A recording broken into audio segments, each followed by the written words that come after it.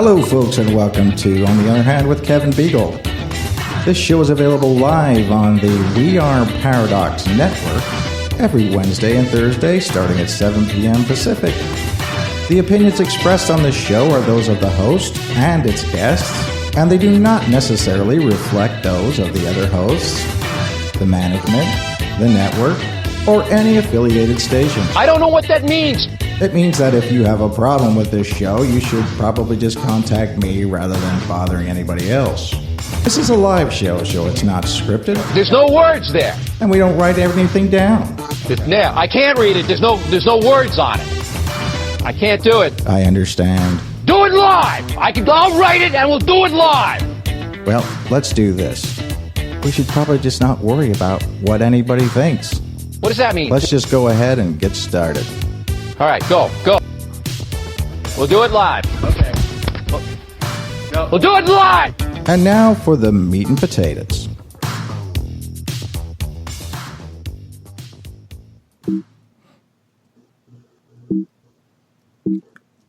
Okay.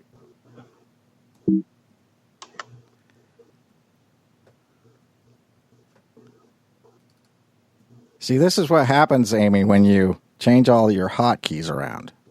Oh, I can imagine. Once it pops up on We Are Paradox Media, I can share it. Yeah, then you can share it on your thing too. So right now we're on the radio and we're on the live as well, and so yeah, I'm just going to move this over here. And folks, we are joined today by Amy Bue. Amy Bue is a researcher for Bigfoot, and you're from Ohio, Amy. Is that correct? I am. I'm sorry, I'm looking down. I'm sharing this so that my daughter can watch it because everybody else is probably sleeping out here. Yeah, I get it. I get it. There you go. Well, deep in the heart of Youngstown, Ohio, it's 10 o'clock at night. So, yeah, I totally get it. I get it that your daughter should probably be asleep because she's got to go to school tomorrow. She's not. She's what? She's 22 years old, so she's definitely not sleeping. Oh, okay. Well, I get it. She's probably not going to watch this either. Oh. That's okay. Well, while you're doing that, I did something today, and I screwed up on it. I like to show that I mess up all the time because, like everybody who does like an internet radio show or like a Facebook live broadcast or whatever, they're like, oh man, I take this so seriously and I never screw up and everything like that when we all totally do. Right? Oh yeah. I do. Yes. So I did a thing today called upcoming events, and it was upcoming events in the area around here. And I recorded it on my phone, and I did it with one take because, they used to call me like One Take Kevin because I never messed up, right? Uh-huh. Wink, wink. Okay. I'm with you. And so anyway, I have to get this information out anyway because, to be honest with you, there are a couple of events coming up this weekend as far as Bigfoot and UFOs. And then a friend of mine, Tobe Johnson's got something going on around Halloween. So I'm just going to play this real quick so everybody can hear how professional I am all the time. And now it's time for upcoming events. On the 20th and 21st of September even. The Sasquatch Prints crew are having Sasquatch Prints in the Park. That's in Pocatello, Idaho, and you can find that at SasquatchPrints.com. On September the 21st, the Chehalis Flying Saucer Party is going to be held at Chehalis, Washington. And you can find out about that at flyingsaucerparty.org. And finally, on October the 25th, Tobe Johnson and the Strange Brow crew are having an event at the Manresa Hotel in Port Townsend, Washington, with special guests Ron Moorhead and Barb Shoup. You can find out more about that at thecastleinnpt.com or strangebrow.com. If you have an event you'd like to have featured on this show and poorly read by me, drop me a line on Facebook. Okay, we're back, Amy. I liked it. There's a couple people you know that are going to be talking at that. First, you probably know Brandon Tennant, who's in Pocatello, and he's putting that event on, and he's having Dr. Meldrum and Cliff from Finding Bigfoot there. And then Ron Moorhead, I always call him Moorhead. It's an Irish thing. I don't know what it is. I know it'll speak with an Irish accent, but if you've ever had to use Alexa, Siri, or any AI device, you understand why I don't talk with an Irish accent anymore. Oh, yeah, I understand. And I would really like it if you did. I love accents. I know. Well, what you're going to have to do is come out to the Sasquatch Summit. Oh, man, I want to come so badly. I actually was looking it up today, trying to see if I have enough airplane miles, because I really, really want to go. Yeah. I have a lot of friends going. And if you do, then you will probably hear the Irish accent, and as well as Shane Corst's Scottish accent. And if Adam comes again, and Adam's English accent. So, because we still have to take the picture, an Englishman, a Scotsman, and an Irishman walk into a bar. There you go. Because that's the awesome Bigfoot picture of all time. That is. That we have to do that. We already have one comment that says, Amy Bue rocks. Oh, man, who is it? Is Anna awake? My daughter. No. It's not. It's nice. Not even a woman. I can't even see comments, so I'll trust you. Well, yeah. I'm not very technological with Skype, so I'm kind of like just hoping my cat doesn't run across the screen. If it does, it does. It's okay. Okay. All right. It's all right. We've done it before. So, Amy, what brought you to Bigfoot? Oh man, it's crazy. It always is. I grew up liking different things. Like when I was in, I think it was 8th grade. I always forget if it was 8th or 9th because we had a weird cutoff for our school system. But I think it was 8th grade. My teacher wanted us to write a story about something we weren't sure if we believed in or not. And I chose the Loch Ness Monster. So it's not like I never heard about Bigfoot or anything like that, because I would watch In Search of and ghost shows sometimes and stuff. And I remember when I wrote that story about my report about the Loch Ness Monster, back then, the only book I could get out of my library was a book that had the Loch Ness Monster in it, the Yeti, and Bigfoot had a little chapter in there. Mm-hmm. And so I knew, that there were stories and everything like that, but was not a part of my everyday life or thinking or anything like that.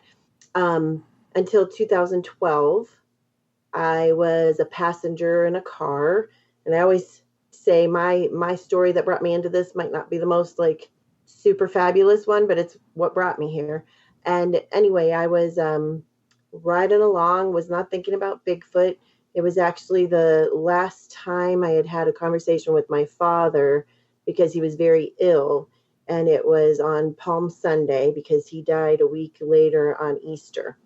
And so I wasn't, like I said, Bigfoot was not, nothing like that. Nothing was really on my mind except being sad. So I was looking out the window, kind of leaning against the window of the car. And we were going from Youngstown, Ohio back to Cleveland. And there's a bridge over the city's water supply called Meander Reservoir Bridge. And I've never, in all of the years that I grew up passing over that bridge as a passenger or driving, ever even saw a person in there because it's illegal to be in there. It's after 9/11, the Department of Homeland Security took it over, but you never were allowed in there. And I heard that people might sneak in the back to go fishing, or something, but never saw anybody. So I saw something standing along the shoreline. And I looked at it because it was unusual for their, at first, obviously I thought when I saw movement over there and I saw something, I thought it was probably a person. There are cement blocks that go through the water, and there were these birds flying around, and they would land on the blocks and they would fly around. And the one closest to the shore, the birds were in an uproar, like just flying, flying, flying. So my eyes were drawn there and then over to the shore. And there was a large figure standing on the shore, holding onto a tree, had its arm up, holding onto a tree, and it was all one color. When I first saw it, is it a person? Is it a bear? Back then, I had never heard of a bear being in that part of Ohio. Since then, there have been bear sightings, so I know they can come in there. But I've seen black bear my whole life. My grandpa used to have a hunting cabin up in Marionville, PA, or near Marionville, PA, and there, where our hunting cabin was, is not too far from Cook Forest. Cook Forest at that time, they had kind of a bear problem where people would feed the bears, and get a little too friendly. So they would capture the bears and relocate them up to where our cabin was. Right. So we saw black bear a lot. I know what I saw didn't have a muzzle. It wasn't like the shoulders weren't right. It looked like a man, but it looked very large, and it was all one color. The problem is that it was about 100 yards away. Right. I'm not good at distances, but I took a friend there, and that's what they estimated. And, I said, yeah, that's probably about right, like about a football field away. So I still can't say for sure what it was. But after I really got a good look at it, and as we got closer and closer to it and we're parallel, we drove past it and I yelled. I was like, I think I just saw a Bigfoot. Right. And that's what I said. And that was the impression it gave me. Right. Well, the interesting thing about that is, and have you become a researcher that investigates other people's stories since then? I do a lot. Yeah. I take reports for the BFRO. Right. I take even more reports on my own that come into me now. Right. I go to a lot of different like outdoor shows now, libraries.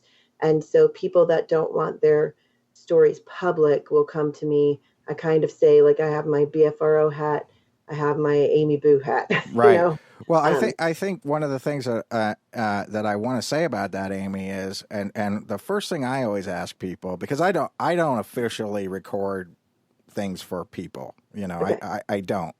But the question that I always ask whenever people say, to find out if it was a bear or not, I ask them to tell me the proportions that they saw in relationship to the legs Mm-hmm. and a human's, because a bear and a gorilla, really, both, if you see them from behind, their legs are way too short to be a Bigfoot, in a classic sense of what a Bigfoot or Right. how we describe it. And, because, and so that's one of the things that I always check, especially whenever people say that they've seen bears their whole lives. It's always funny to me that, we don't take people who have lived in the woods or been around the woods very seriously. And yet they're exactly the type of people. In other words, some people make fun of quote unquote hillbillies, right? Because they say, Mm-hmm. oh, well, there's a bunch of country folk, right? Right. Well, who would know more than anybody else, more than some guy Absolutely. from the city? I agree 100%. What shouldn't be there? I mean, if you're living in a gated community or the end of the cul-de-sac, I'm not going to take you as seriously as a guy who's out in the woods all Right. the time. I come from a long line of hillbillies. My my family comes from Tennessee and Virginia, and I just call, the country folk, as you said, like the salt of the earth people. Those are the people I want to talk to. Right. And that's what I mean. That's the way I look at it. A lot of people don't do that. I mean, they have a lot of sort of pent up sort of anger or anguish towards these people who report things, but yet I find them highly credible, and in most cases, I can discount a lot of different things right off the bat if I'm talking to somebody who lives in the woods versus somebody who doesn't.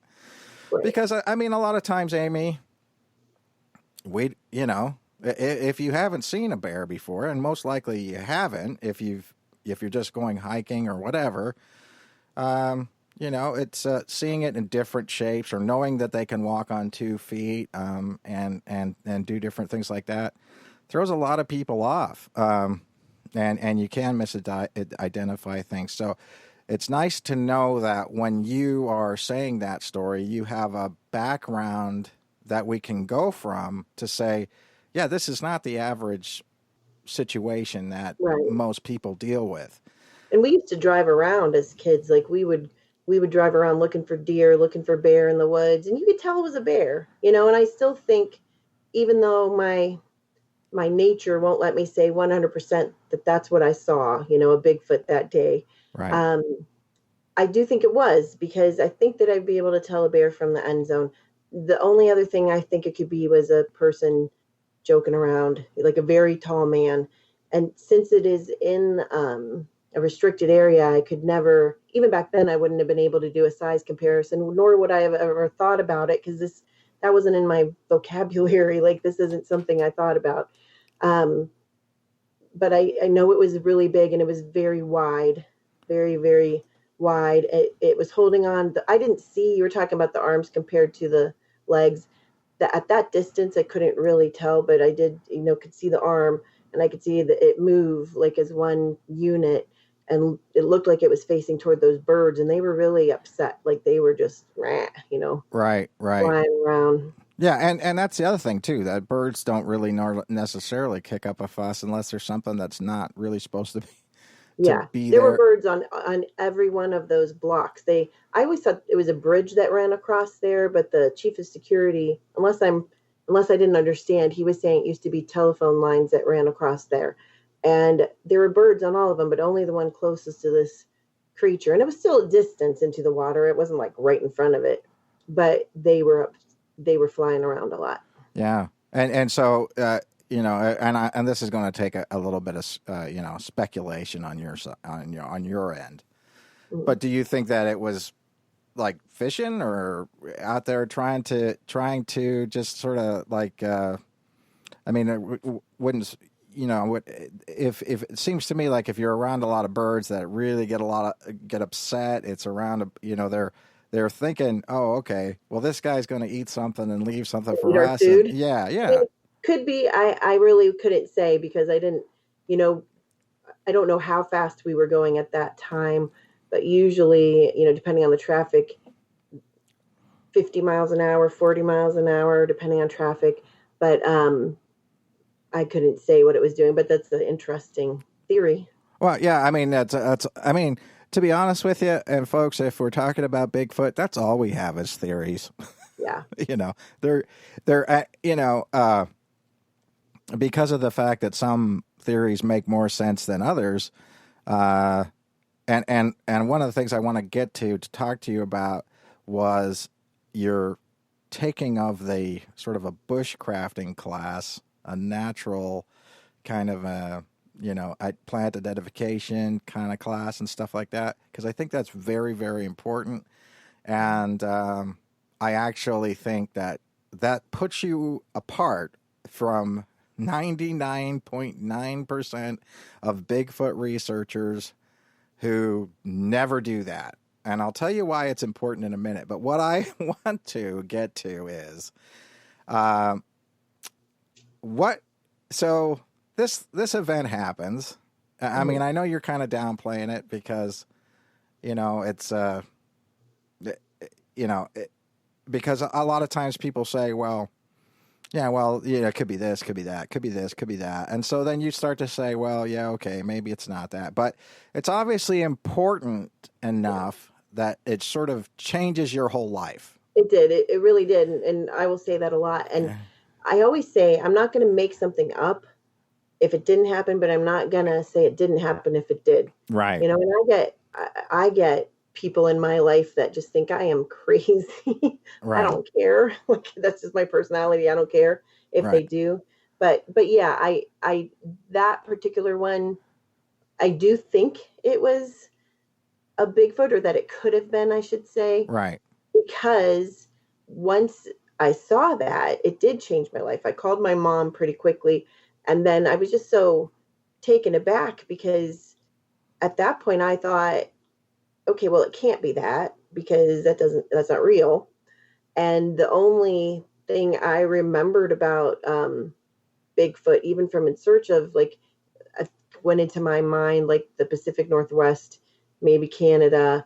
So it definitely wouldn't be in Ohio, even if it was real. I didn't think of it in terms that there would be more than one of them, so I started researching. I started, sometimes people are like, well, they don't like to be called researchers, or they don't like to be called whatever. Well, the reason I call myself a researcher, my background is in writing and editing before I became a teacher.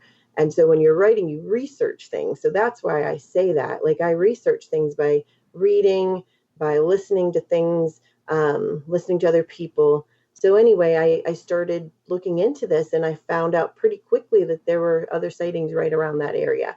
That's why I think it really could have been a Right. Bigfoot, because it wasn't just me. Right. And it's not just you. And I think I told you this before off air, that my family all comes from West Salem, kind of Worcester, Ohio area. And my cousin Eric, I won't say his last name. It's not the same as mine, but it doesn't matter. He says he saw Bigfoot, and he tells everybody he saw Bigfoot. So, from that standpoint, it's quite interesting that around that sort of eastern Ohio, kind of up through Pennsylvania Avenue, there's lots of forests and things like that where something like that could live. And and I think, if I remember correctly, and I apologize, Amy, because all I do was watch paranormal shows and shows that small town monster stuff. Yeah. But I think that there was something underneath, like under Cleveland, that there was like a kind of a story of like a Bigfoot type creature that was that they did a documentary on small town monsters, and I can't remember exactly where it was, but when you said under Cleveland, I thought you meant like under Cleveland, because there's salt mines under the city, and I was like, ooh, there's a Bigfoot in the salt mine. Well, I was like, I never heard of that. I think maybe you're thinking about the Minerva Monster. Yeah. That's it. Their first Small Town Monsters movie, I believe, that came out. Yeah. Yeah, my cousins and my aunt and uncle live in Minerva, or lived. They've moved around, but I talked to my aunt about that, and she said she remembered when that rash of sightings happened, and there was a German Shepherd involved, and my aunt and uncle used to breed German Shepherds, so they knew the family that this all happened to. So yeah, that was something that I don't remember hearing about that as a child. I remember hearing about it after I started looking into Bigfoot, though. Right. And well, yeah, I mean, I lived in Ohio for 1 year, and successfully introduced the round system to the town I lived in. But anyway, but I will say, that that in that area, a lot of times people say, well, yeah, it couldn't be.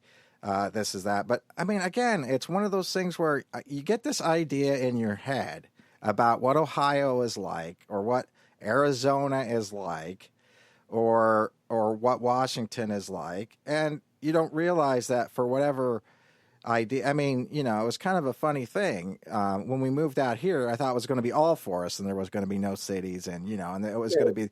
But people think of Ohio, and they think of like kind of, rolling hills in Ohio and a lot of pastoral farmland, and there is all that. But there is a place. Well, I remember learning in school, Ohio history in school. I'm not sure what grade that would have been, and I'm sure it's like this in a lot of states, but I vividly remember my teacher saying that until the settlers came in, like a squirrel could just jump from tree to tree to tree to tree, all the way from Lake Erie down to the border down in southern Ohio, because it was so forested. Right. And then all those trees were obviously cut down for farms and things, but we have a lot of forest. And like you said, over one of my main research areas is in Columbiana County, not far from Mahoning County, where I had my possible sighting. And down in southern Ohio, like Adams County, where the Ohio Night Stalkers do their thing.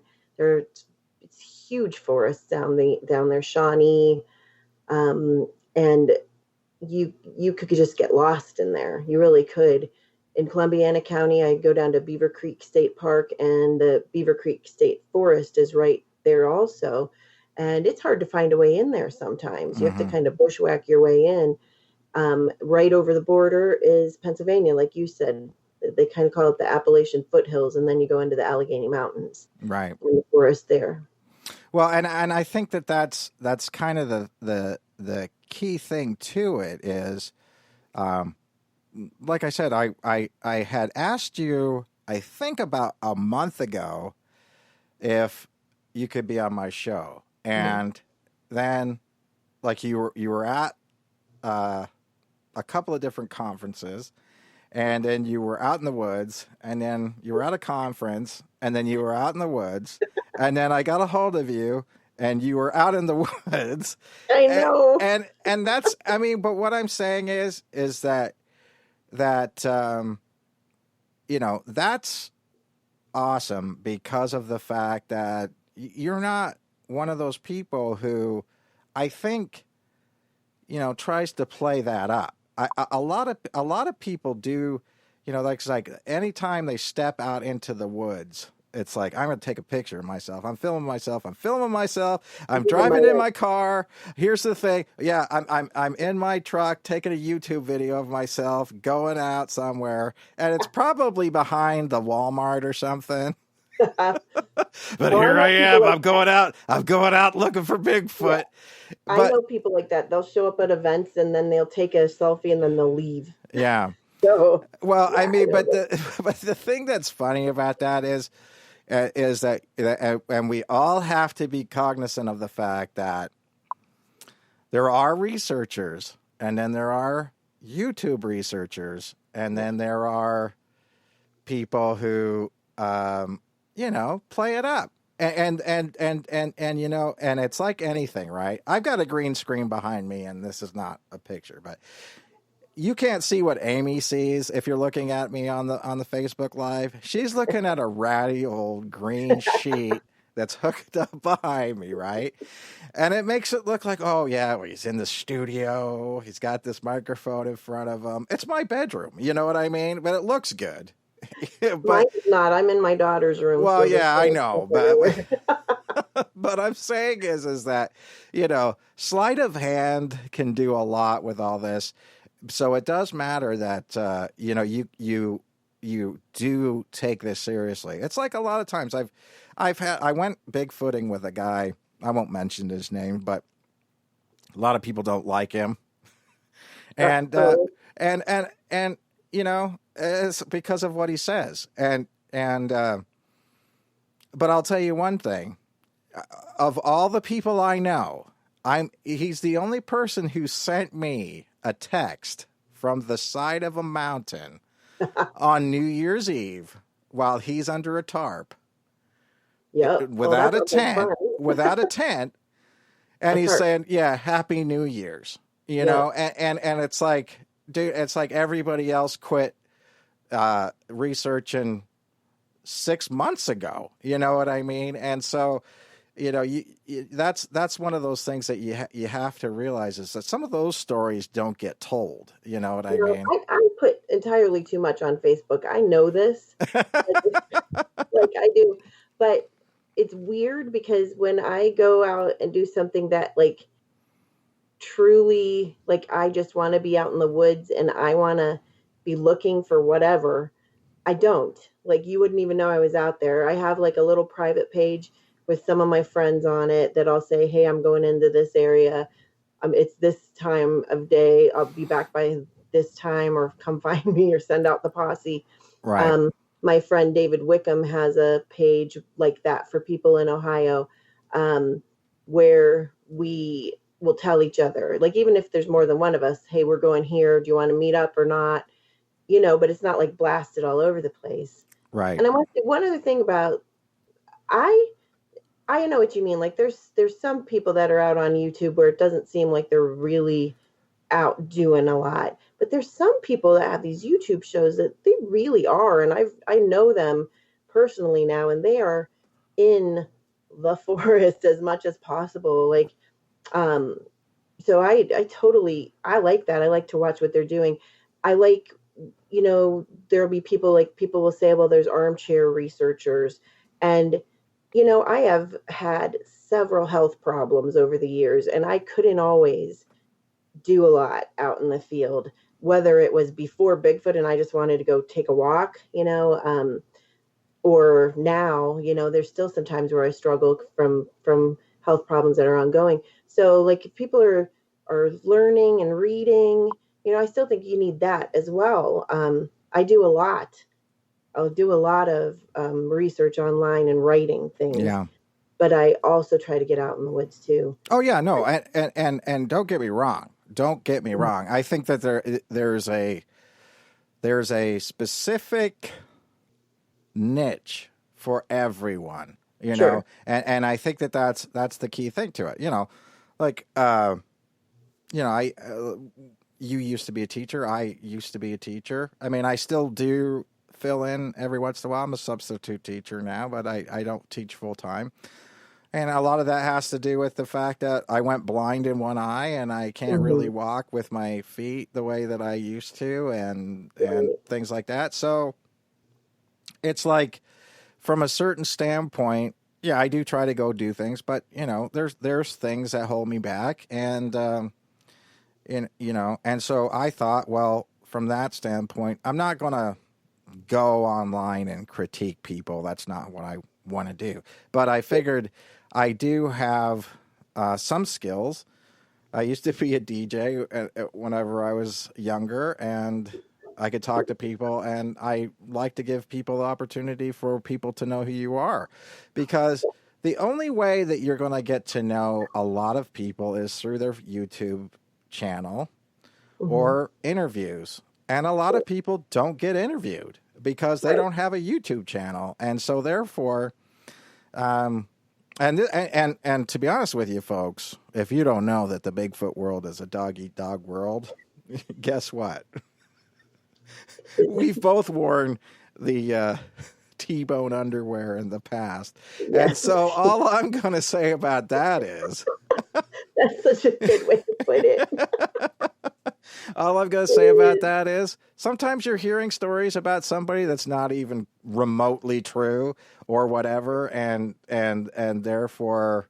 Well, I've had some doozies told about me that are still going around, and I'm a big Sherlock Holmes fan. Yeah. And, you have Professor Moriarty, who, like, they always say that he's like spinning these webs and manipulating everybody. And I'm like, if I did everything that I've been accused of, then just call me Professor Moriarty. Well, yeah, there's not enough time in the day, right? You just couldn't be. Yeah. And for some You reason... gotta have a sense of humor. Well, yeah. I mean, I like the fact that we used to be teachers and now we're like the malevolent people who run society. Well, which always cracks me up, because we couldn't seem to talk the school board into giving us a raise, but I know, right? We're the Illuminati. We definitely run things from behind the scenes. Yes, I'm a writer as well, and that's what I was a teacher till like now, and I just found out like that my job is kaput. So yeah.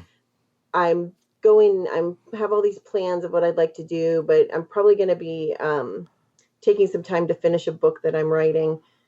I really, really think, not an expose really, but even if it's fictional, like a book about the Bigfoot community would be pretty awesome, because it's like 10 soap operas all woven together.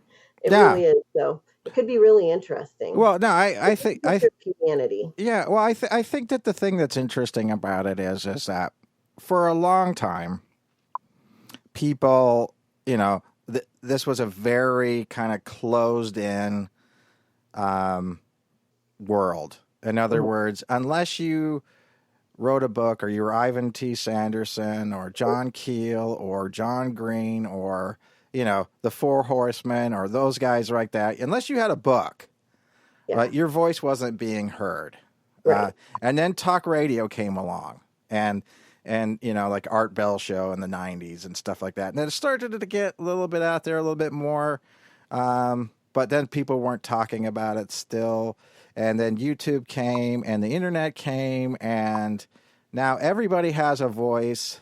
And so it was like, instead of realizing that Bigfoot could be a bigger thing than it was, nobody got past the point of the idea that there's only this world is a set world, and I got to share the pieces more with more people. It seems like that's what the problem came down to. Instead of realizing that from a certain aspect, people, because we are finding new things in new places, like Homo floresiensis in Indonesia, the little hobbit people, and all these different things like that, and understanding that there were different groups of people that we didn't know about when I was a kid. I'm almost 50. But we've never heard of it. Had you heard of Denisovan people whenever you were? No, exactly. So the point of the matter is when I was a kid, we didn't even know about DNA. We didn't know about any of that stuff. I mean, and so you had to get up to change the channel on the TV. Well, right, and so the thing about it is that if you were smart and taking a view of the world as in sometimes this is localized or whatever, and there's stories that you can look into and go separate ways and everything else, this really could be a bigger thing, right? I mean, finding Bigfoot was like the high water mark, I think, for Bigfoot, as far as knowing about it, not necessarily culture and stuff. Yeah, exactly. But I mean, not in research terms, but in like the world knowing about Bigfoot, or people were going out and looking for Bigfoot or whatever. Yeah. And that's not a bad thing. But because of the fact that we have, look at this, for example. When Finding Bigfoot started, there was no way that I could have produced a show on my computer and a documentary with the quality of Finding Bigfoot on it. And now I can. I mean, sure, it's going to cost me a $4,000 computer, but if I have a $4,000 computer and $1,000 worth of editing software and a couple of cameras, I could make a show arguably as well shot and well edited as that. And and nobody's doing it. Small Town Monsters does a very, very good show, a very good thing of it. But we could do all these different things. But so as time goes along, people better get used to the idea that new people are going to come along with new ideas and new approaches to it. And at a certain point in time, I mean, like I used to be in sales, right? So I was a smart ass genuinely for the first half of my life, right? Mm-hmm. And, because I was a good salesman, and I would go into a sales lot, and somebody would come over to me and they'd put their arm around me and say, "Listen, boy, I've been doing this for 25 years." And, and my thing was, well, you must not be that good at it, because why are you still doing it? That's my point. Why don't you own a dealership by now? Why don't you, so exactly, that's my point. And I'm not trying to say that people who've been doing this for a long time, don't have much, are not to be respected and not to be venerated. And there's lots to be learned from them, etc. But at the same time, I've got the exact amount of evidence that somebody takes seriously as they do. That's my point. I got lambasted. I don't know, a month or so ago. I didn't even know it was going on, but there were some people that were talking about my work in Bigfoot and kind of singing my praises a little bit, which was very kind of them. I don't sing my own praises, so you know what I mean. Yeah. And some other people chimed in and were really putting me down because, what in their words, I was not an elder of Bigfooting. And I'm like, like you said, it's not that I respect people that have been doing this for a long time so very much because they haven't given up. Like there's people in this for decades and they've not seen anything, and yet they're still out there doing it. So I'm not saying that, just like you weren't, but I think I still have something to contribute. And although you can learn a lot, we all know there are no experts. I've done my due diligence in looking into the history of what's come before me and reading everything that I can. Not that I know everything, but I work really hard at what I do. And I was just kind of like, really, like I'm not an elder, like maybe I'll grow a beard. I wasn't sure exactly what that meant, but it was like, again, I luckily have grown some thick skin. I have kept my sense of humor intact. And I realized that doing Bigfoot research, you do not have to have a PhD in it. Thankfully, some people do, in different sciences and stuff, but I'm okay. I'm okay doing what I do. I try very hard if there's somebody that's new to this and they're interested and they want to get involved, bring them along. There's enough room for all of us to be researching. I just don't get that weird part of the community. I think that's one of those things where there's a pecking order. And I mean, pick a subject. There's always a pecking order. Oh, there is. And anything you do. And I always give this an example because it really showed to me how things turn around and change. Whenever I was it was 1989, the first Newsweek article came out that said, genetically speaking, we all came from Africa and this, Pan-African diaspora of people, or, hominids out of Africa.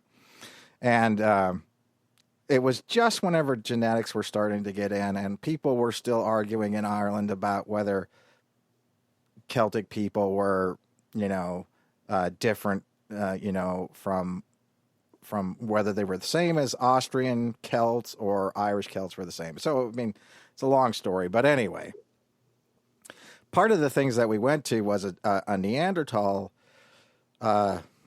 symposium talking about Neanderthals and where they'd come from and everything like that. And like, I'd never seen anything like it because there was the old school, which was archaeologists that looked at bones and said, this is this, and this is what time it came from, and this is this, blah, blah, blah. And then there was these new kids from the block that were coming in. They were talking about DNA.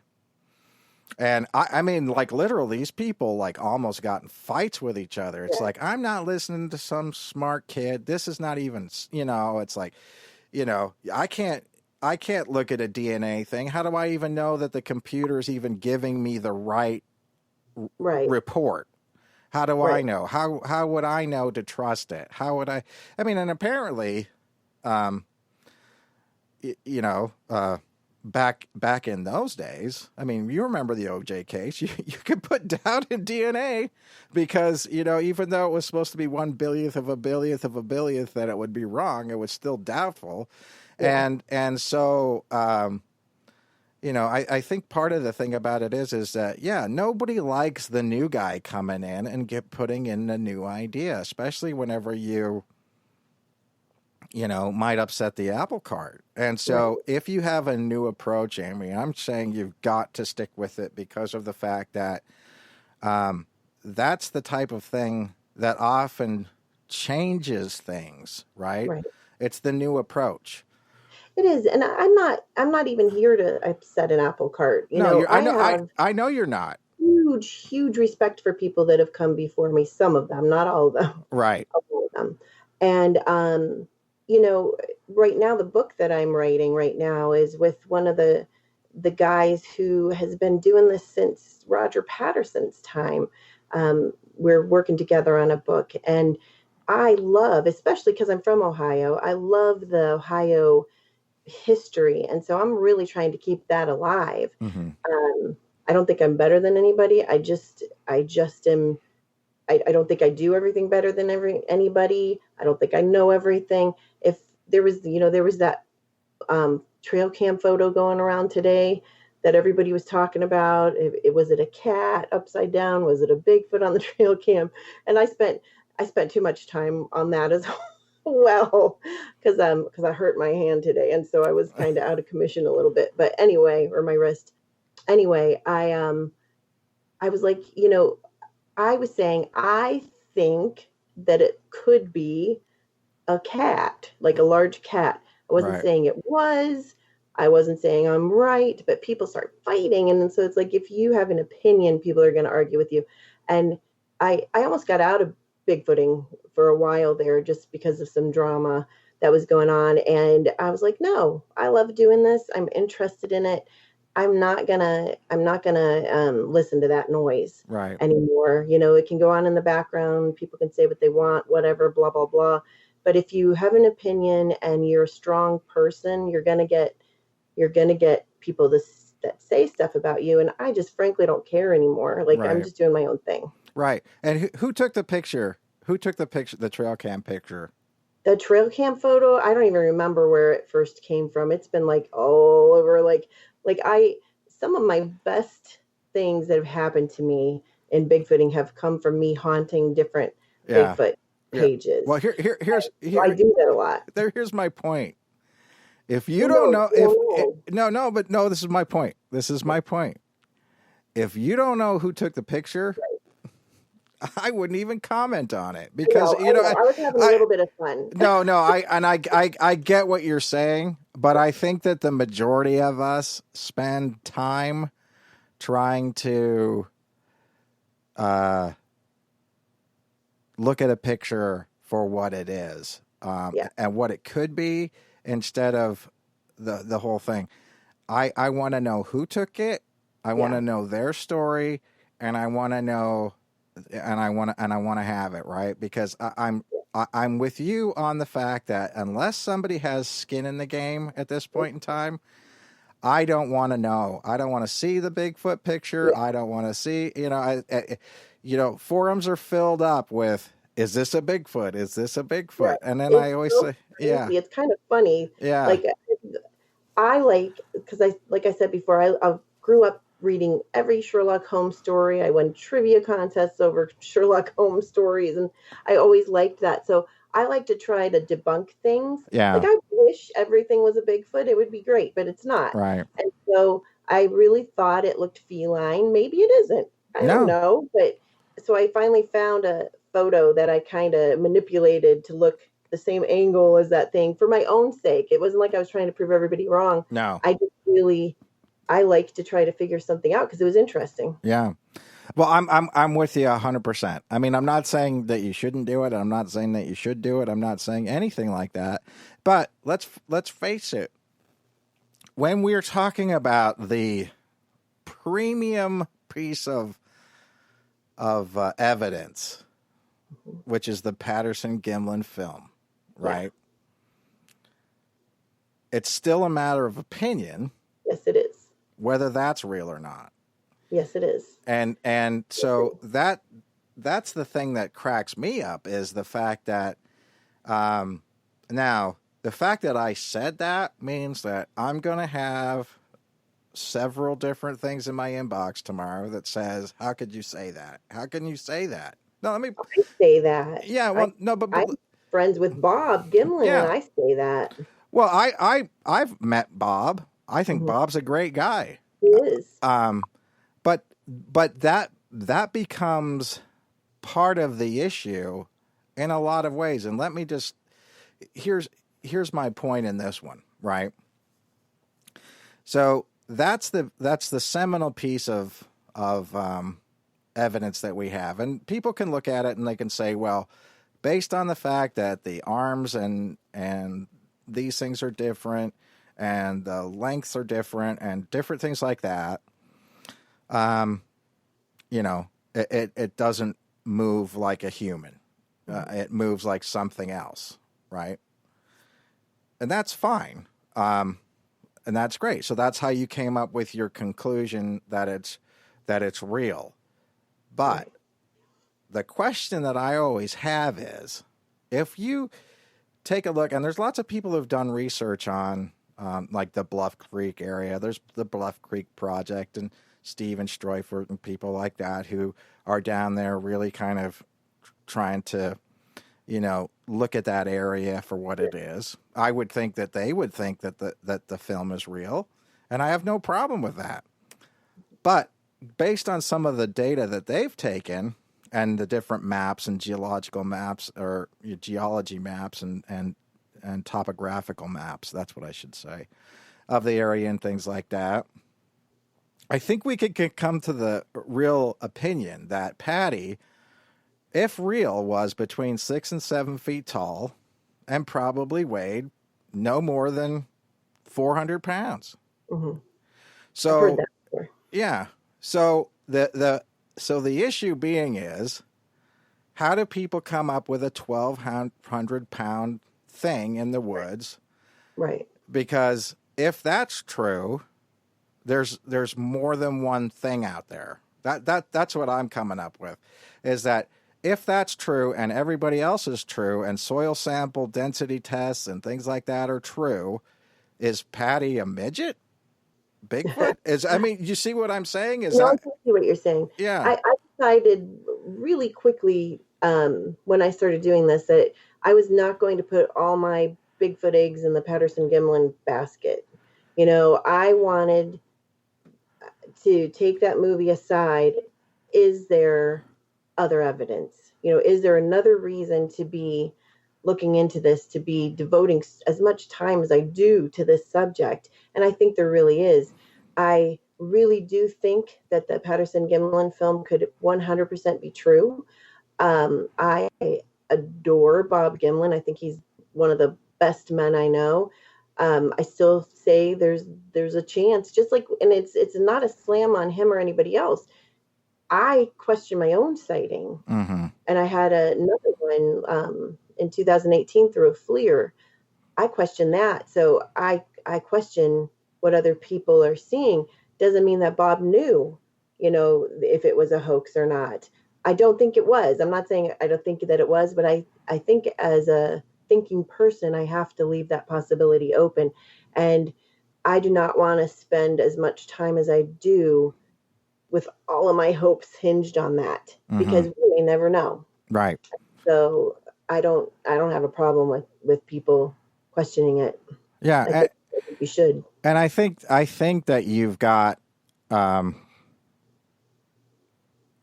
it's an interesting thing. I don't want to think of Bob in a way that he's not telling the truth. Let's put it that way. Yeah, that's not what I'm saying. No, I'm speaking. Yeah, if you want to say it. Right, and I'm speaking solely for myself here. I'm not speaking for Amy. So, no, but I want to put that in there too. Yeah. But I'm saying, if it came to the idea that Bob like I said, there's always that hope that that somebody's going to say, yeah, on their deathbed or whatever, this is 100% real or it's not. This is the thing that they say, well, is my dying thing. And to be honest with you, if Bob's life, if that's the last thing he has to say, then I feel sorry for Bob because, if you know Bob, you know that he has done just myriad of other things that he doesn't get credit for. No, he sure doesn't. And so, but let's say, for example, on that's his last word is, I don't think it was real. Let's put it that way. Okay. I think the problem is that there's too many people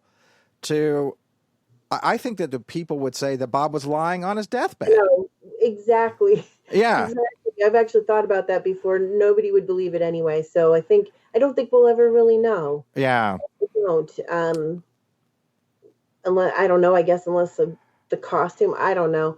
Yeah. But I like I said, I don't put all my eggs in that basket, but I do think he was telling the truth. And I have some reasons why I think that. One of them is the gentleman that I am writing the book about. He was the financial backer for Roger Patterson after Tom Slick died.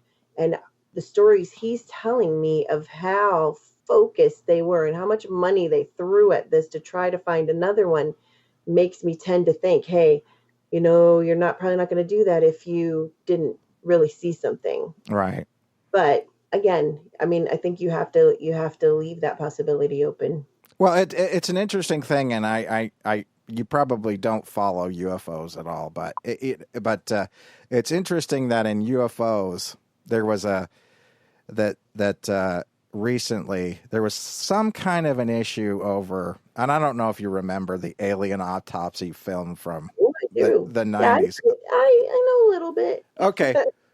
Well, so the interesting thing about it is that they came out recently, well, about a year ago or two, that they filmed that in this apartment in London, right? Mm-hmm. A lot of people knew that for quite a long time. Some people didn't, and so then it became the story of, well, this person is just recreating the film that we had an experience of, but the film got ruined.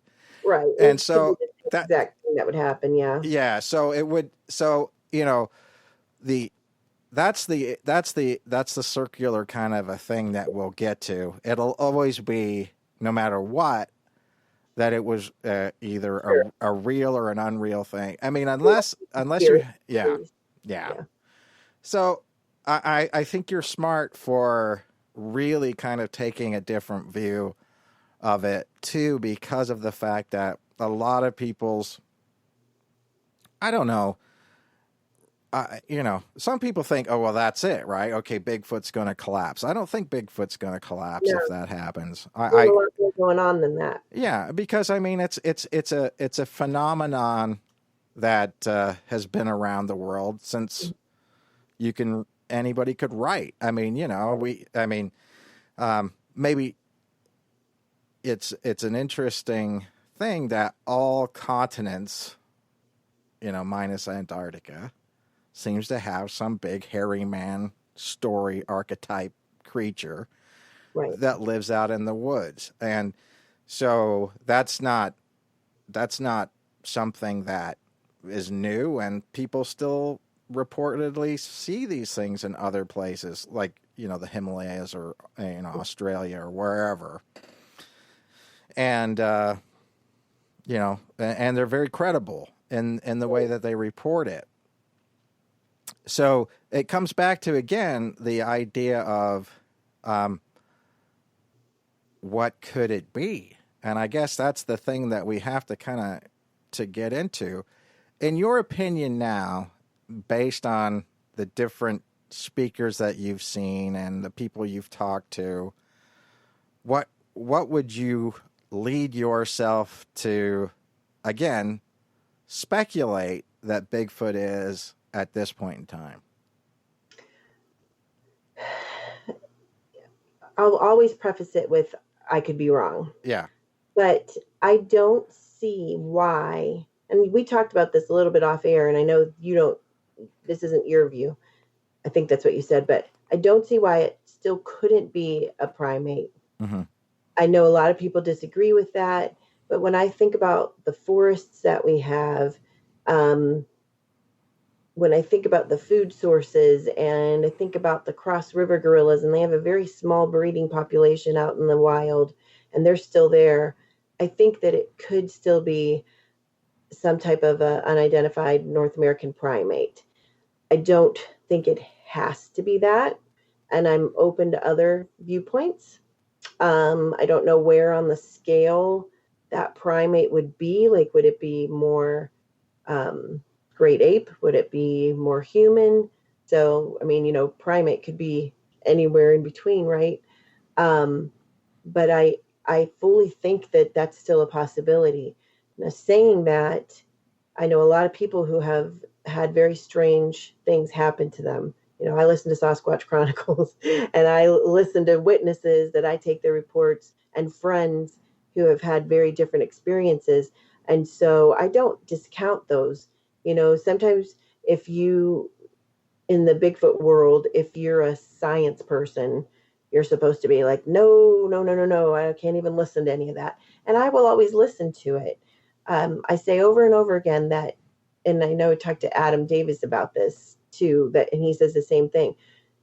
Some of the things that people say are paranormal, I think could just be things we don't know how they work. Mm-hmm. Because they're not real. Right. And the example of, you go back to the 1600s and you have a lighter with you and you make fire, they're going to not understand how that worked. It doesn't mean it's out of their normalcy, but it's real. So, I, especially with my project that I'm working on right now, my project Zoo Book, I work with quite a few scientists. And so we're looking at it through the lens that it could be an animal. Yeah.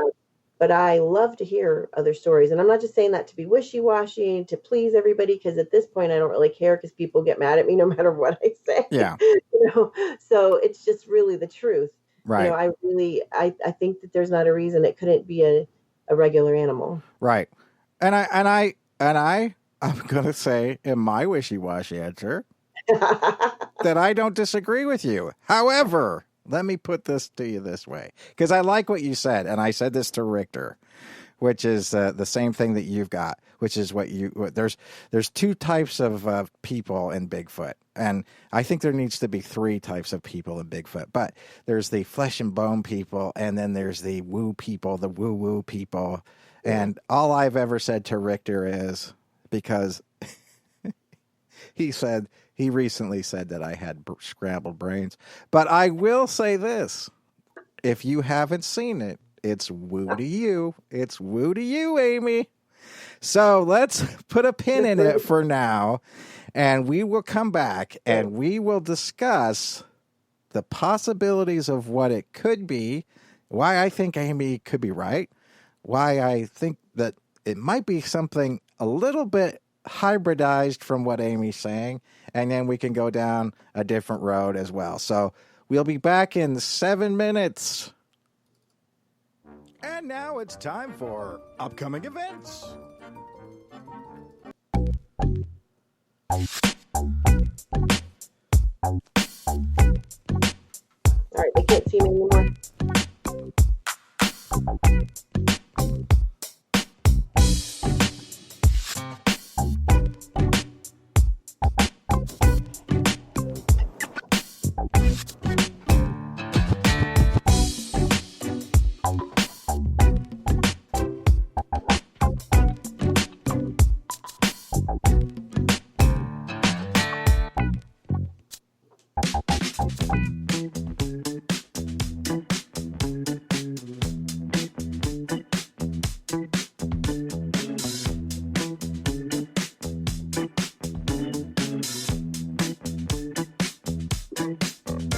You are listening to On the Other Hand with Kevin Beegle on the We Are Paradox Media Network.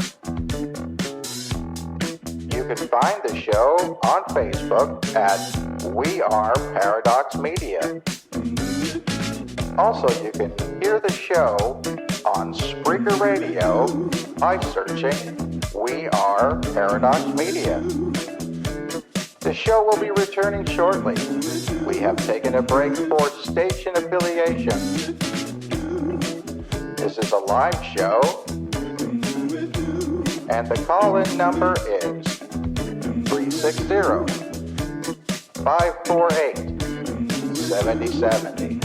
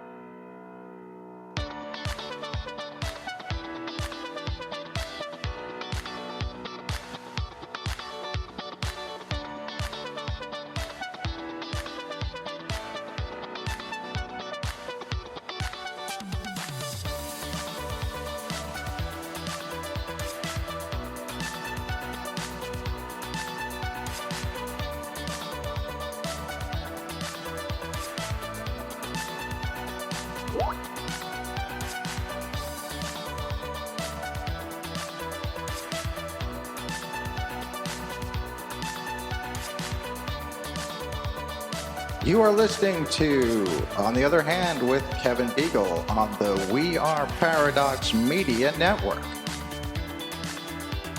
You can find the show on Facebook at We Are Paradox Media. Also, you can hear the show on Spreaker Radio by searching We Are Paradox Media. The show will be returning shortly. We have taken a break for station affiliation.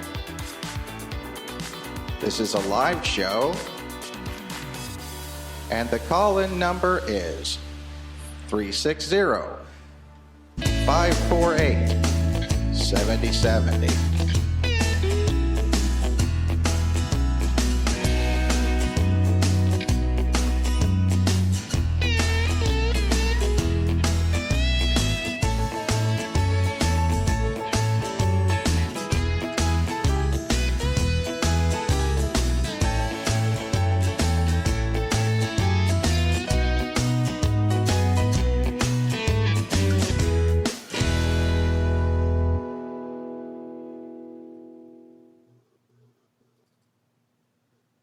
Okay, we're back with Amy Bue.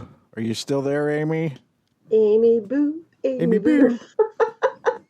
I love that song you made. I was laughing so hard when you played that for me. I love it. Well, that's From Betty Boo. I know that song. well, that's my wife coming up with.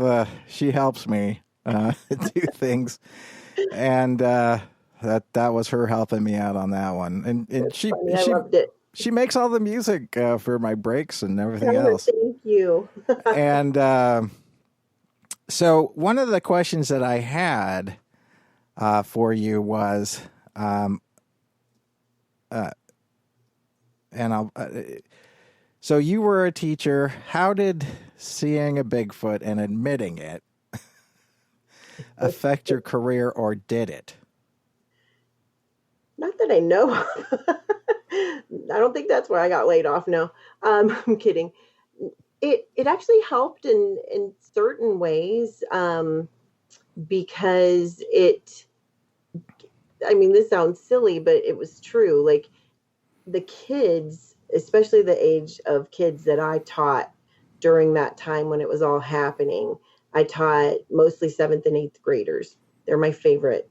Love them. That's just like my niche, if you want to say, of kids that I like to be with. They were really fascinated by it, or they would pretend to be. Maybe you weren't if you're out there listening. But I started doing that same. Well, I'd already done that. I did the assignment and like something you might not believe in, but then they started, some of them, doing things about Bigfoot, and they'd be interested, and they were really invested in what I would do, because even the kids that I was just teaching, every Monday they'd come in and they'd be like, "Did you find Bigfoot over the weekend?" And it was always something to talk to them about. And I, as a teacher, and I hope that, as I start this different career path, unless a miracle happens, I should say, I still want to do something with kids because I love them. And the last, I'm not sure how many years of my teaching career, because this was a second career. I used to do something else. I taught a lot of inner city kids, and especially kids who were struggling with reading, like intervention. And I just really wanted to teach them about the outdoors. I wanted to get them outside. I wanted to inspire that in them, show them pictures of the beautiful places that I would go, talk about camping, talk about making a fire, and all those kinds of things. So Bigfoot aside, Bigfooting gave me that passion back, because I grew up going to that cabin, out in the woods and loving it. And then for 20 years, probably, I didn't do that much. I would go on vacation sometimes, outside, but I didn't get out into the woods as much as I do now. And I missed it. So, I still, I went to, through the Ohio State University. I just took classes last year and into this year to get my Ohio Certified Volunteer Naturalist license. Some of that was 100% to go into my, getting out there into the woods with Bigfooting, but some of it is just because I love it. And all of those things I could use in the classroom. Yeah. But I think that my being a teacher has helped me with, there's been different libraries and different places that have wanted me to come and talk to them. And obviously I'm comfortable talking in front of people. So if you want to look at it backwards, that's helped me. Oops, sorry, I'm wobbling this. The cat's over No, here. that's okay. But that's helped me be more comfortable in that role. Yeah, I think that a lot of people don't really realize. I mean, it's like a lot of people say to me, "Well, how can you have a radio show and do it live and all these different things?" And it's like, well, I don't know, man. If you've ever taught fourth and fifth graders on a reservation, yeah, this is nothing. Right. You know what I mean? And it's like, that's one of the things that I found too was, I had a career and I realized that in a lot of ways it just wasn't fulfilling. And I went back to school to become a teacher. And, because of the way that, I was brought up and a lot of different things, I just thought, well, where can I have the most impact? And, like you, I was choosing a classroom with, lower socioeconomic kids in it. They were having trouble, reading and things like that, reading and math and science and, all the things that we think are really super important now that we force it down kids' throats. But anyway, instead of teaching them art and things instead. Right. But, the thing that I found was interesting about that was, and what was interesting to me was because I had been an outdoors guy up until my first career, and then I got away from it, never really went out in the woods, really didn't know much. And then whenever I became a teacher again, I started to go out in the woods. But, a lot of the things that I came from a certain standpoint was to teach folklore. And so, a lot of people say to me, well, how did you have your Bigfoot experience? Well, I don't know. I was out in the woods and I was teaching somebody to shoot, my wife, and because she'd gone through some different things and she needed to, feel safe. Mm-hmm. Then we had this experience. Well, I had been on the reservation and learning the local languages and the native language and folklore and mixing it together with Irish folklore and everything like that to try to get people to, feel like it was important, because it was interesting to me that it is interesting. A lot of native kids, they're just like kids, like my kids. My kids don't want to know about my heritage, Right. You know what I mean? But they do want to hear about somebody else's heritage. And so if I would talk about, an Irish legend of a crow or a raven or, a wolf or a salmon, they'd go home and they'd say, okay, well, this Irish cat's in school and he's talking about this weird folklore. Do we have any? You would have been my favorite student. Yeah, I know. And do we have any stories like that? And they would learn it and they would come back and then they would say, yeah, we have something like that too, because everybody likes to share that kind of stuff. Yeah, that's really cool. And so it was because of that, and then speaking with a lot of different elders, that I was introduced to the idea of what Sasquatch or there's lots of different names for them around here, but to be honest with you, what it could be. And then whenever I had my experience out in the woods, which again is not really like, it's not like something that you're going to want to, that anybody's going to want me to call into Coast to Coast for 2 hours and talk about, Right. One time I did talk, I'm kind of friends with Dave Schrader. Well, not friends, but he knows who I am. And, Right. And he said, tell me your Bigfoot story. And I'm like, yeah, this thing walked right across the road. Didn't even look right at me and everything like that. And it looked like this. And he was kind of like, well, is that it? And I'm like, And everybody wants a more exciting yeah, one. it didn't chase me down the road or, flip me the No. bird or anything like that. It was just there and I saw it and then it kind of was like, like, what are you going to do about it, And then just kind of walked off.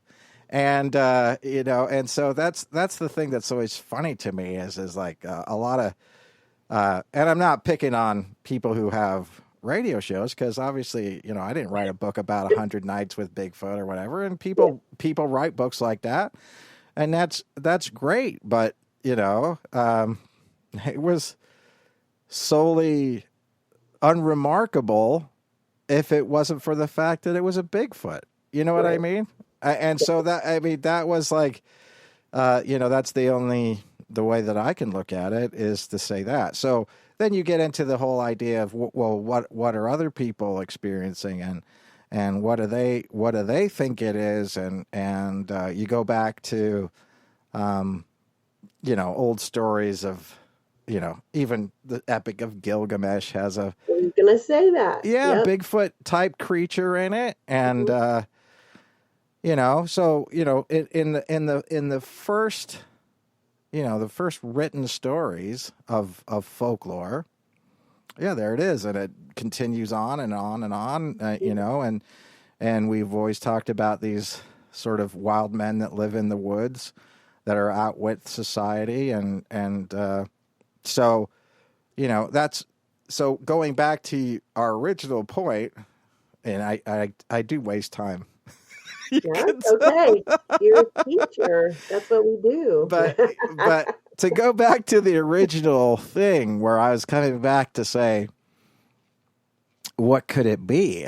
I honestly believe that it could be multiple things because of the fact that, again, where you live, you've got different stories of old red-headed giants that live in that were there and living with native peoples, and you've got the Serpent Mound in your your general area, and people supposedly finding these Indian burial mounds with and stuff, and so could it be that in some respects, it's this sort of giant type humanoid being that, is a hairy person, which is interesting to me because I came up with a lot of different ideas of what was called the Dorset people, and the Dorset people lived up in, the upper Hudson Bay area. And they traded with the Vikings long before Christopher Columbus ever came here. And it's kind of a weird story because nobody ever really talks about it. But they were what were called Proto-Inuit type people. In other words, they were larger than the average Inuit type personage. Native Americans, I think, at the time of colonization were on average about 5'5" or something like that. And these would have been people who would have been much taller. So again, to them, 6 to 7 feet would have been a massive person. Right.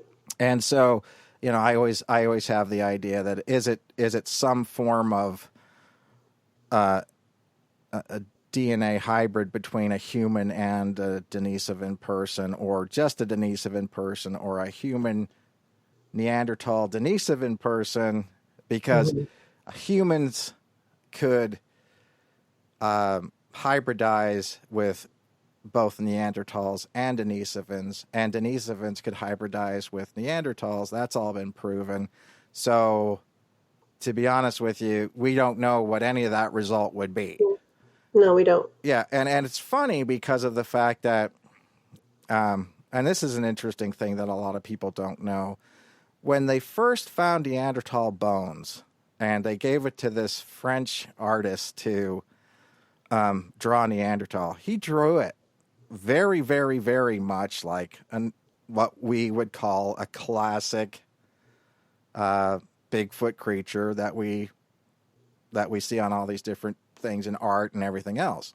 Mm-hmm. And it was only because there's no way of knowing how much hair anything had No. based on bones or Right. DNA or anything like that. Yeah. So what's interesting is that we now picture Neanderthal as this sort of, it might have had messy hair and a beard and, and a mustache and kind of hairy knuckles and stuff. Yeah. But over the years, as we've determined that was more civilized or human, quote unquote, than what we thought it was, because they had art and they had burials and spirituality and everything like that, that we have they've lost their hair and become to look more like us versus the other way around. So it's kind of an interesting human hubris type thing to say that something that's hairy is far more stupid than we are. No. Yeah. You're right. And I don't think that's right. So again, it's kind of an interesting thing to me that I think that in some ways, the reason that we can't find DNA for Bigfoot, and I'm going to throw this out at you as a curveball because I know you're a teacher and you can handle it. I can. The reason that we can't find DNA for some Bigfoot is because it's so similar to us. Yeah, I've heard that. That I could see that. Yeah, by the time we throw it, by the time we send it in, it's going to come back as human, and so therefore, because there's only going to be slight differences in it, that it's going to come back human. And I bet you that if there's something out there in the woods that it's so close to us that we have it in somebody has it in their house. I bet you somebody has it in their house and they sent it in and it came back human, and therefore they never went any farther with it. That could absolutely be true. Yeah. That makes sense. And so, that's one of those things that I think is interesting because, like I said before too, some of us that have had access to, not all, but some Native Americans. And I will say this like this, because, again, not all Irish people are the same. Not all Native Americans are the same. Right. Right. Nobody that lived in the Puget Sound area ever lived in a teepee. You know what I mean? That's our stereotype of these people, and that's not how it was. But what I'm saying is that so they thought differently from other groups and things like that. But what's interesting is that whenever you talk to a lot of people, especially on the Pacific coast, on up to Alaska, they never describe it as a being other than a human. It's a separate tribe of people. And I've always found it interesting to think that,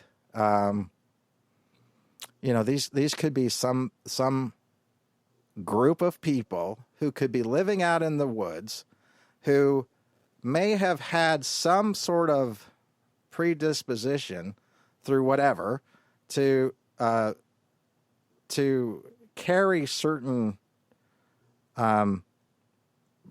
biohazards to a virgin population. In other words, that whenever Christopher Columbus came and with the Taino people, that they all got sick and died, you see. Yeah. And so that a lot of times some of the things that we do with Bigfoot, like gifting in a certain way, and you put something down and then they replace it and then they come and get it and then you replace it and everything like that, might be some kind of a biological throwback to, I've got to quarantine myself away from these people because we might share the land, but we might cause biological threats. Yeah.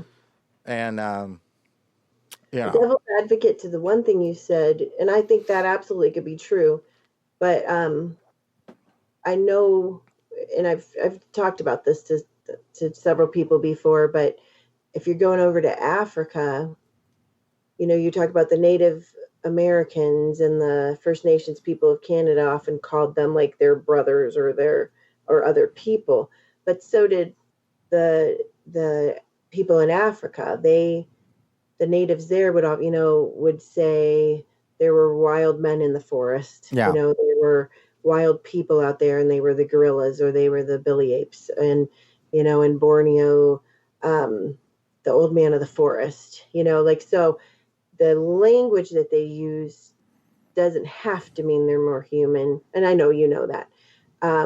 But it's a fascinating idea. Yeah. I think you're completely right. It's just, like I said, it's an interesting idea, hypothesis. That's really all it is. I can't prove it. It is. But from that standpoint, it does make some sense to me from a standpoint, and you're right. I mean, oftentimes native groups will refer to almost anything as, it's almost a different type of a thing where a soul bearer is not necessarily human, Right. but they have a soul, and so therefore that's one of the things you got to deal with. So, I mean, I don't know. I mean, no, it's really fascinating. Absolutely could be that. Yeah. And so that would make sense. Well, I mean, it does make somewhat sense, especially whenever you're then recording, so you've got this sort of, this Northern Canadian sort of Washington type connection. And could it be an ape too? Yeah. I mean, I've talked to people, they said, oh yeah, it looked like a mountain ape to me. I mean, it looked like this, and it was huge. And that's the thing. I personally have never seen that. I mean, I saw something that was very humanoid, looked like a tall, lean basketball player, not even like what Patty was, like lean. And so I've never seen this sort of big stomping thing in the forest, and maybe that's a good thing. I mean, it sounds like people are terrified by that, and I don't blame them, but because that's the type of thing where these types of things are very interesting. But that's a lot of these places that people find these. I know when you were out here and you went to Beachfoot and everything like that, you went to Mount Hood, and I thought, well, if Amy's going to see anything, it's going to be on Mount Hood. Amazing there. Oh man, it was something, something special.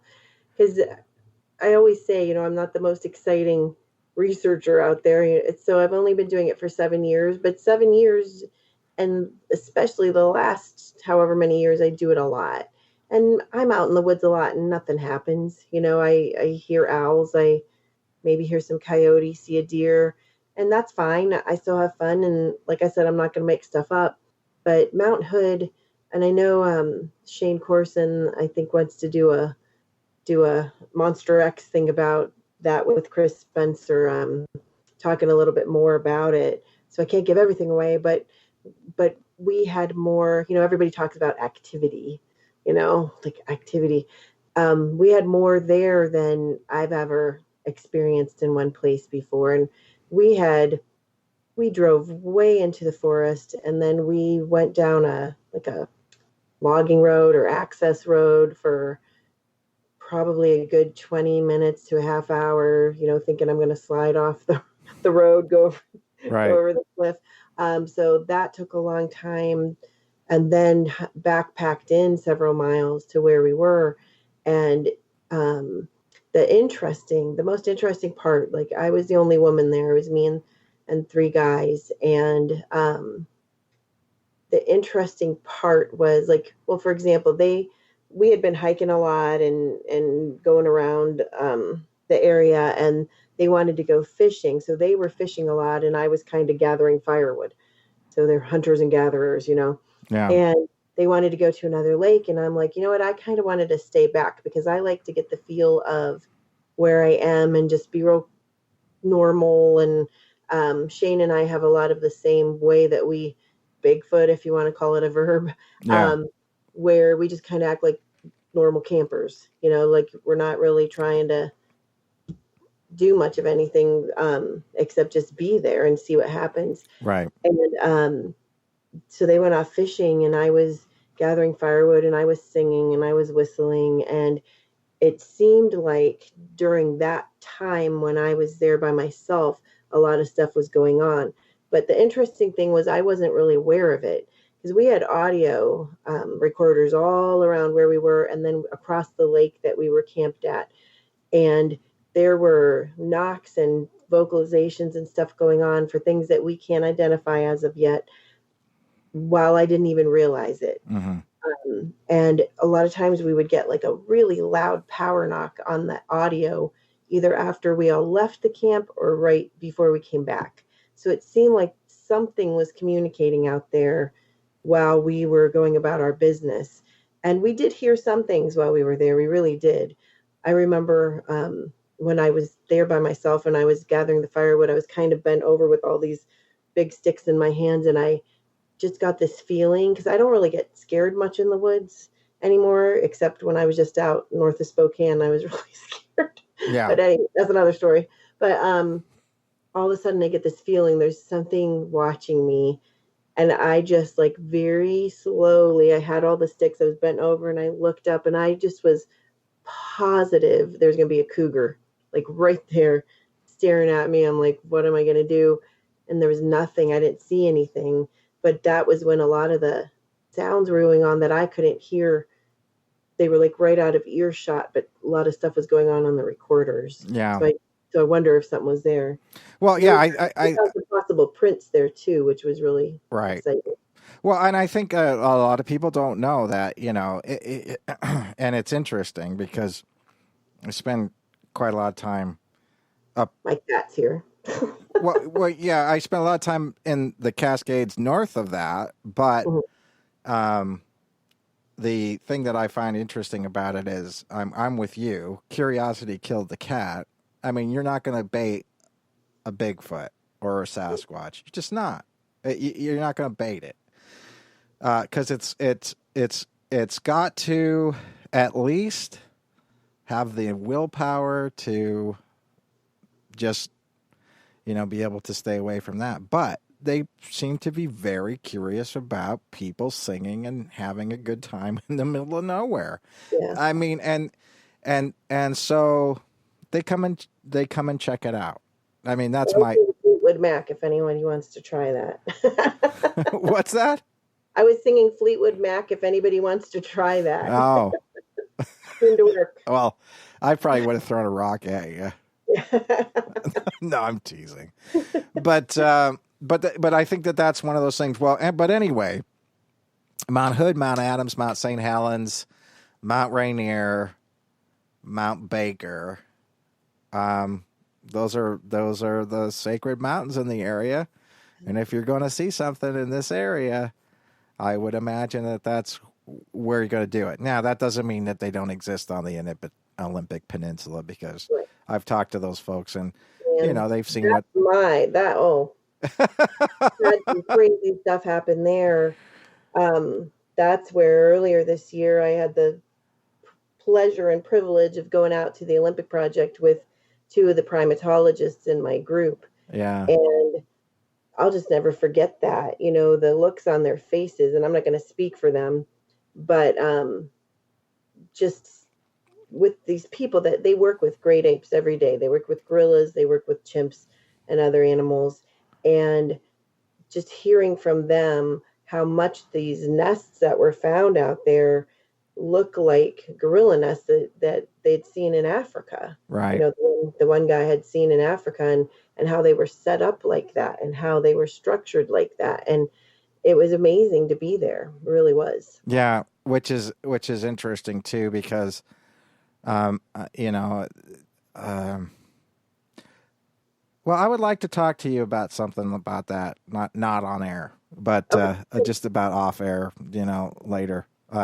Just because I think it would be interesting to see whether you think it's worth following up on, but because I like to trust people, and it seems to be, to me, something that's kind of crazy, and I don't quite know how to describe it. But then on the other hand, Anyway, Of course. a long story short, I found something in the woods that was weird. Okay. And, and it doesn't seem to be anything that was man-made, which again brings me back to before, whenever I said that you had done a bushcrafting course, sort of a survival course out in the woods and stuff, and I said that I thought that was very important and it set you apart. I'm still in the middle of it. Well, I'm still actually toward the beginning of it, so I have a long way to go. Well, no, I'm not expecting you to be an expert. But what I'm someday, that's cool. But what really. what I'm saying is that, and I'm going to say so. I'm going to throw my nerd flag out this, and I when I told Richter this during our program together, his eyes about rolled back into his head so far that he could see the next universe.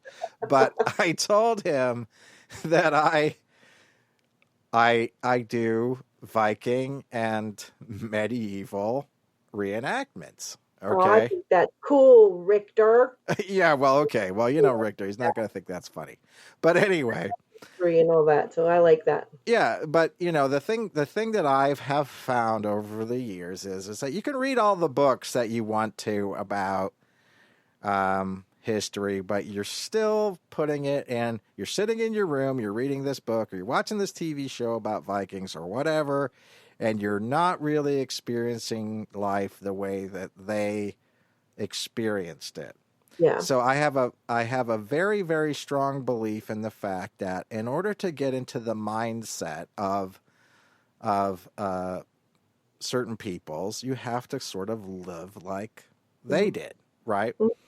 And so if you are just even going by like a Neolithic standpoint of like a new Stone Age standpoint of Native Americans and things like that, and you're learning how to live from the land and to build structures from what's available and how do you do that and what you do and all these different types of things, you start to think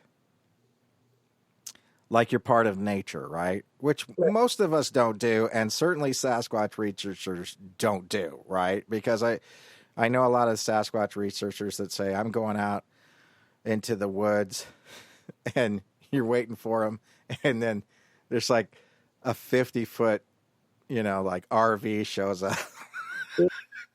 And it's like, yeah, okay. Well, you're just bringing yourself out here. You're not really... Nothing wrong with glamping. No, I'm not saying there is. And believe me, if you've ever seen my setup, you know how much hell I go through to try to make everyone comfortable whenever I'm out there. But what I'm saying is that if I had to, and I had a knife and I had something to boil water in, I could live out in the woods for, a week or so, or maybe more, and not come out, a whole lot worse for wear. But what I'm saying, I wouldn't be comfortable because I'd be living under a stick pile with, throwing leaves on it and everything like that, which is interesting to me because I know that, and I don't know how you feel about it. I'm going to ask you right now, stick structures. Do you think that they're Bigfoot or do you think that they're not? My honest answer is no. Yeah. I don't think that they are, but that's how I've always felt. But I 100% don't know enough about what really could happen in nature or what would be impossible for people to do to say that really. Like, I'm just being honest. Like I'll see stuff about them and I'm kind of like, but I don't know a lot about it. Like, that's just not something that I've looked into a lot. So I could be 100% wrong. And I've just seen, I've seen my nephews build stick structures. I like to do stuff like that. My daughter, when she was 10 years old, she'd be dragging around big logs and sticks in my mom's backyard and make them into things. So in my head, I feel like if it could be made by a person, maybe it was. I think nature does a lot of things that you wouldn't expect, but that would be the thing more than anything else that I would admit that I could be way wrong about, Mm-hmm. especially if Sasquatch are way way intelligent. Why not? Like you were saying before, like comparing them to Native Americans. I mean, they would use structures as symbols, and so why couldn't they? So in my very uneducated opinion about it, I'm not super impressed, but I'm willing to be impressed. Yeah. And I'd like to know more. And I think as you maybe progress in your course, Mm-hmm. Yes. you may change. And I'm not Yes. saying that you should, but I'm not saying you should, but I'm just saying, I agree. Yeah. I think I'll learn more. yeah. Mhm. But I think that the first time you kind of set up a debris shelter, right? Which I think is what a lot of these stick structures could be. And it's funny because I've seen people show pictures of stick structures and you could still see where the axe mark was. I mean, it's like, that's what I mean. So I think yeah. I haven't been around really good ones. Yeah. And so I think that part of it is the internet has caused a lot of things, Amy. It's caused a lot of people to go out in the woods, and I think that that's a good thing. But one of the things that you really should be aware of, everyone, is that people will go out into the woods now and challenge themselves to live out there. Yeah, they do. With not anything but minimal man-made items. Right. So, I mean, yeah. That's what I want to do eventually. Yeah, right. That's one reason I started taking those classes, and I'm determined to finish them. Like when you get through all the courses, the final exam is that you do go out for a week in the woods. You have your clothing, you have a knife, and you have a blanket, and that's it. Yeah. And so I want to do that, and I'm so not prepared to do that yet. I think I would maybe be able to survive, but not very well. And I got the idea for that, well, in several ways. First of all, when I decided I wanted to start going out looking for stuff, and I just wanted to go out camping more, I told the story to Adam on his show and Mike Ridgeberg's show that my first time camping, like I set up the tent. I'm like, okay. And I made a fire, but my fire was one Duraflame log. Like I didn't know how to make a fire. Like I didn't, like I had the right idea. I had a general idea, but I really didn't know what to do. I didn't know anything. I had gone camping in a cabin. You didn't have to do all that, or my brothers did it or whatever. And I want to do that.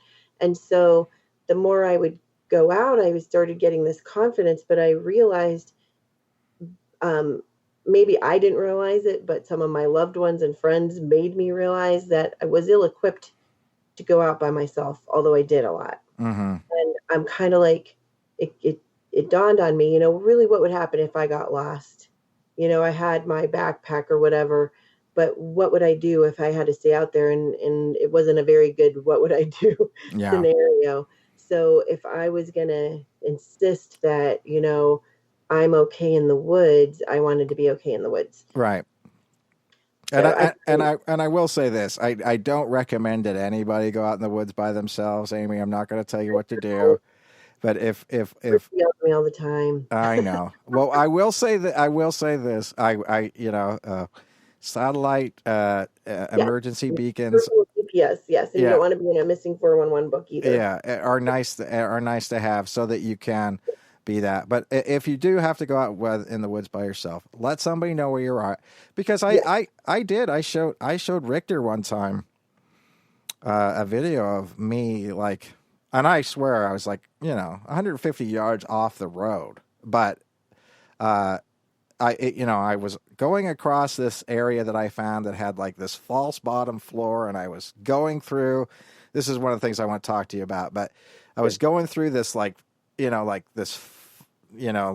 into these like tunnels underneath or whatever. I don't know how this came to be what it was, but, you know, and I almost busted my ankle, and I'm just knowing that, you know, I'm like, and I sat there and I said, Richter, if you find this, I know I'm stupid. And, you know, it's like, because it's like, yeah, nobody knew where I was. Nobody knew, you know, I'm always careful about that. I tell my friends, David or Tina or my fiance, Lester, or my mom, somebody, I'm going specifically here. I will be back at this time. So I'm really careful about that. And I really don't go much by myself anymore. Yeah. I have a network of friends, so somebody will usually come with me, but I love it. I like being out there alone. I find it very healing, and I find it very empowering, if you want to say that, because when I started this, I wouldn't even go outside right on the porch in the dark. And now I'm like, I just find it very good. I don't know, to be self-sufficient, but I want to make sure I really am. Yeah. And when I realized, I don't know if it was Richter or somebody else that said, you know, that was real concerned for me. And I don't want my loved ones or friends to be worried about me if I'm out there hurt or have all these searchers looking for me. That put it into different perspective. So I'm a lot more careful than I used to be. Well, and I you know, but that being said, we all do stupid stuff. I mean, you know, it's that's the way. Well, you know, guys do stupid stuff. Because, I do too. I do. Well, all I'm saying is that sometimes, you know, it's sometimes it's the, and I know more female Sasquatchers than I know male, and I'm glad of that, because to be honest with you, you know, they have patience for one. And they have, you know, a little bit more, you know, it's an interesting thing, you know, because guys have a certain inbred reaction that they're going to have, which is like, I'm going to have to fight this thing, or I'm going to have to do this, or I'm going to have to be ready for this. And then whenever you see it, it's like, you know, your mind twigs out, right? Because it's like, naturally you're supposed to be this macho dude, and you're supposed to protect everybody, and you know, and whereas women are a lot more, in my sense of the word, just kind of more curious in the way that it is, you know, like they're not going to necessarily bull up and try to like go against this thing. And I think a lot of times you get scary stories because, you know, it's like that. You got the two alpha males going at each other versus, you know, something else. And it depends on what Sasquatch could be. But sure. But I think in a lot of ways, it's like, yeah, well, they you know, it just seems like they, you know, think of things a little bit differently as far as the research goes, and what it possibly could be and everything else. And so that's the funny thing about it. But, you know, but you do kind of get into a thing where, you know, you know, it's like the old story of Ape Canyon, if you know that old story, you know, where the miners. I saw the what was it, Sasquatch, the Legend of Bigfoot movie when I was 8 years old. That was another exposure I had. Yeah. Have that scene. I still don't like to sleep in a cabin because I'm afraid the arm is going to come through the window. I know it's stupid. It makes no sense, but I'd rather be in a tent by myself than in a cabin because there's no window. Yeah. Well, it's a funny thing because our family had a cabin like that, you know, up in the Rockies. We did too. And what was funny about that is that when I took my now wife and her son up there, it was like the first thing that they said was, "There's someone watching us through the window. There's something." Right? And that's scary. Yeah. And I said, well, yeah, maybe, but the whole thing that I find so interesting is that, you know, again, that the Ape Canyon story is, these miners are coming through. They see this Bigfoot, so they take a pot shot at it, which again, I can't imagine that you and your friends would be out there going, okay, there's something, let's kill it. You know what I mean? And then all of a sudden you're surprised whenever you get sort of holed up in your cabin taking shots out to the thing all night and you know, and they feel like they're going to take the place apart. Well, yeah. I mean, if you would have shot at me in the woods, I probably would have terrorized you. I would have terrorized you all night. You know that. I mean, so how can you expect that to be really any different? But so I mean, the it just cracks me up. Some of the stories that people have about these things from back in the day, and the Albert Osmond story of being a burrito. Yeah. His sleeping bag. Yeah, but he got away. You see, he used his brain. He gave the Sasquatch chewing tobacco and I got sick. They were just calling me that. I was just camping over the weekend and my tent looks like a club sandwich. So, oftentimes people call me Albert Osmond. Somebody's going to come and grab me. Well, Hasn't happened yet. But that's it. So your book that you're working on now, we don't need to know. Okay. So we don't need to know who you're working with. And I wouldn't say, I can tell you, I don't mind. Well, I don't know if you want to do that because you know what? I've had, here's my experience, Amy, and I'll tell you from a person who's been around for a while, get it dusted and in the can before you tell anybody anything. I've already kind of told people, but I'll try to be more careful. No. Thing. Oh, because I mean, it's like, okay, it's like, okay, I'll say this, right? This show, I mean, it has maybe a couple thousand, 3,000 people who listen to it. And that's pretty good for a Bigfoot show or a paranormal show or whatever. But you'd be surprised how many people get worked up about the fact that I have a show. Oh yeah, with that because many. You're not an elder.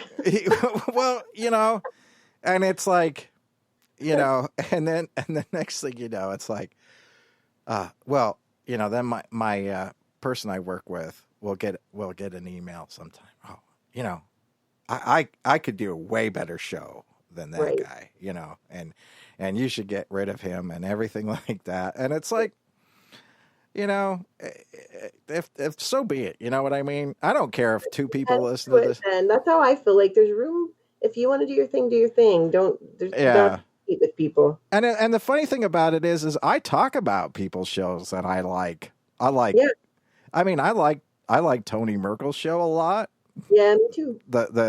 I remember Tony Merkel's first episode of the Confessionals and Wes Germer's show, and I've been a guest on Wes's show. Love him. And those are two really good shows, and I listen to, even places I used to work, I still listen to that, even though we, didn't necessarily have the most amicable breakups, but time heals all wounds, and that's where you move. You move on from that, and I still learn from that, and that's all cool. So, like there's so many places. It's like, oh well, don't talk about that dude's show. Don't talk about that dude's show. It's like that's just stupid. I've sat around. I've dealt with Connie Willis from Coast to Coast, and I've dealt with a lot of different people. I mean, it's just one of those things. I encourage you to listen to it, even if you're not listening to my show. Find something that you like. Yeah, exactly. Because you know what? There's an ass for every seat, and maybe I'm your ass, and maybe I'm not your ass. But you know what? There's an ass out for you. Believe me. If I'm not your ass, you'll find an ass. You'll find an ass on the internet that will fit you. Yeah. As far as like talking or not talking about the book I'm doing, I do understand what you're saying, because I took a picture of myself with the gentleman and I posted it. I was really excited about it. It took me 2 years to find him. Right. 2 hard years of looking for him because he had moved, and he's 91 years old now, and I wasn't even sure if he was still alive, and it was like wham, my inbox, my messenger, email were like, I want to talk to him. I want to interview him. I want to talk to him. I want to interview him. And I had to and of course, I'm not going to not tell him that, but he was just like, oh, no, I'm just interested in you. And I was going to say luckily for me, but I don't really mean that, but he's very hard of hearing.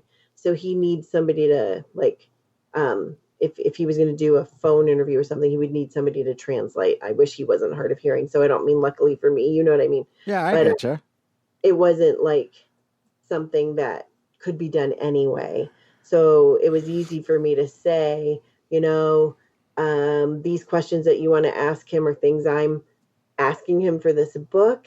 And I have a little bit of a hard time with that because I don't want to be selfish.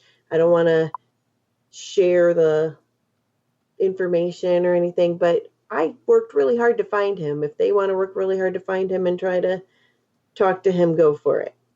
You know what I mean? So I'm a little bit, I'm a lot protective of him. He's kind of become like a grandpa to me. Right. Yeah. Okay. I think it's funny. Oh, no. Is there a comment? Is it Richter? No, it's not Richter. It's somebody trying to get under my skin. Uh-oh. He's bored with it already and he's out. Just so you know. Oh, well. I'm sure he's a very important person. I'm sure he is. To himself. But anyway, that's the way that goes. Funny. Anyway, bye. But okay, let's take a break, and we'll come back. Okay. And I don't say that person's name because it's it. Huh? I can only imagine. Well, no, it's all fine. I just find it dandy. It's like this. It's the same type of people who quit your Facebook page. I'm leaving this page today. Yes. Just go ahead and go. It's fine. You probably made them mad. It couldn't be me. I don't know. I think we've done a good job today, kind of equal opportunity, making people mad. Okay, be back in 7 minutes. I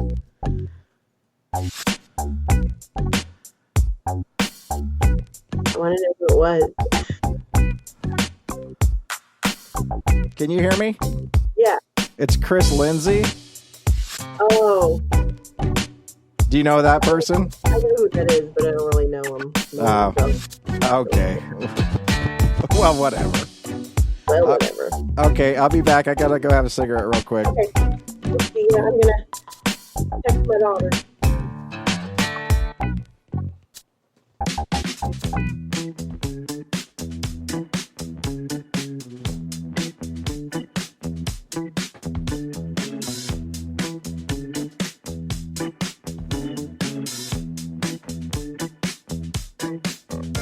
You are listening to On the Other Hand with Kevin Beegle on the We Are Paradox Media Network. You can find the show on Facebook at We Are Paradox Media. Also, you can hear the show on Speaker Radio by searching We Are Paradox Media. The show will be returning shortly. We have taken a break for station affiliation. This is a live show, and the call-in number is 360-548-7070.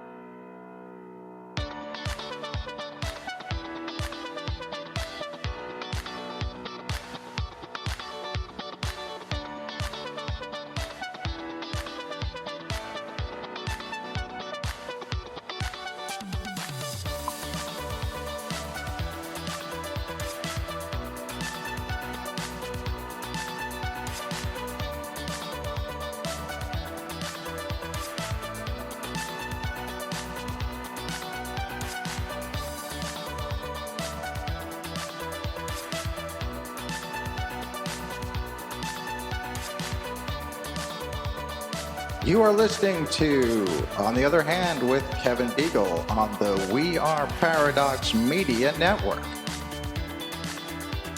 You can find the show on Facebook at We Are Paradox Media. Also, you can hear the show on Spreaker Radio by searching We Are Paradox Media. The show will be returning shortly. We have taken a break for station affiliation. This is a live show, and the call-in number is 360-548-7070.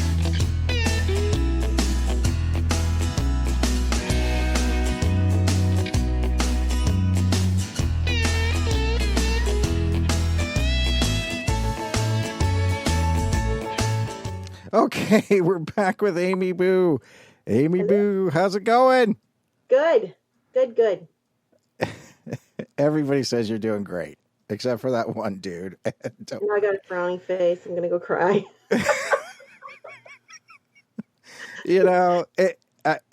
All I'm going to say is,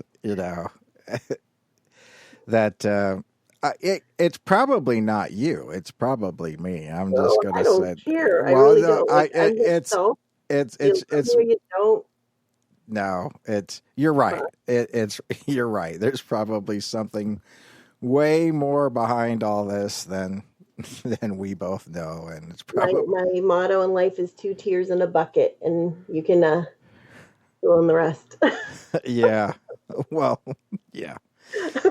So, all right. So your book that you're working on, and it's taking it from the standpoint of you're dealing with people in the field who are working with animals and apes and chimps and things like that primarily. That's not my book. The book is about a gentleman who was involved with Peter Byrne and Roger Patterson back in the day, and what they did together. He was their financial backer for a while. He was from Ohio.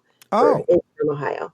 So that's my book I'm writing with him. I'm really excited about it. There's a lot of stories and history that I've never heard of. It doesn't mean other people haven't, but he's like this treasure trove of what was going on back like in 1968, 69, 70, 71, 72, all of that.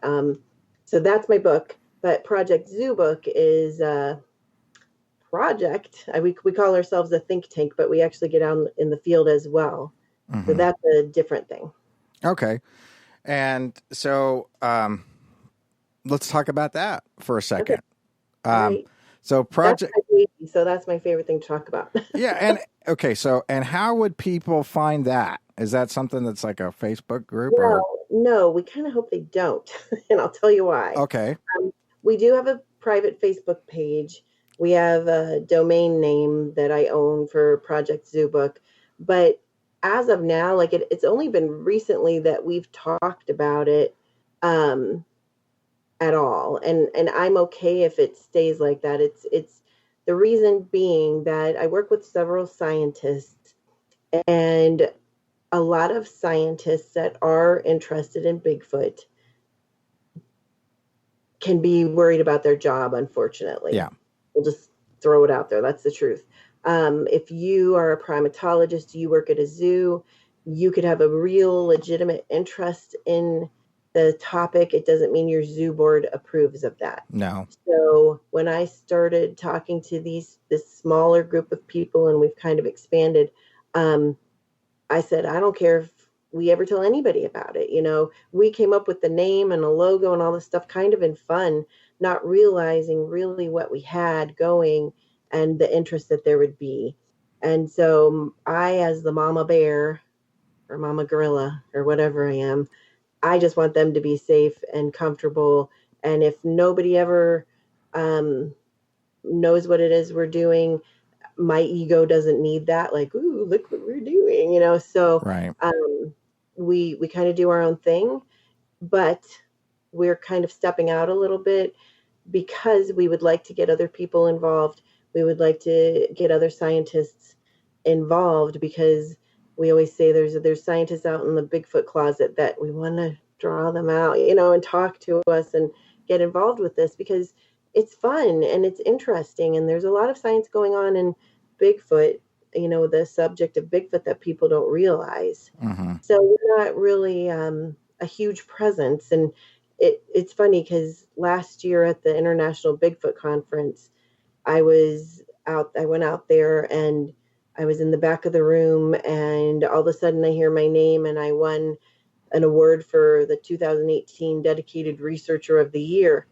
And I was laughing, like, first of all, I don't even think I deserve that. You know what I mean? Like, it's not anything that I would have ever thought that I would get.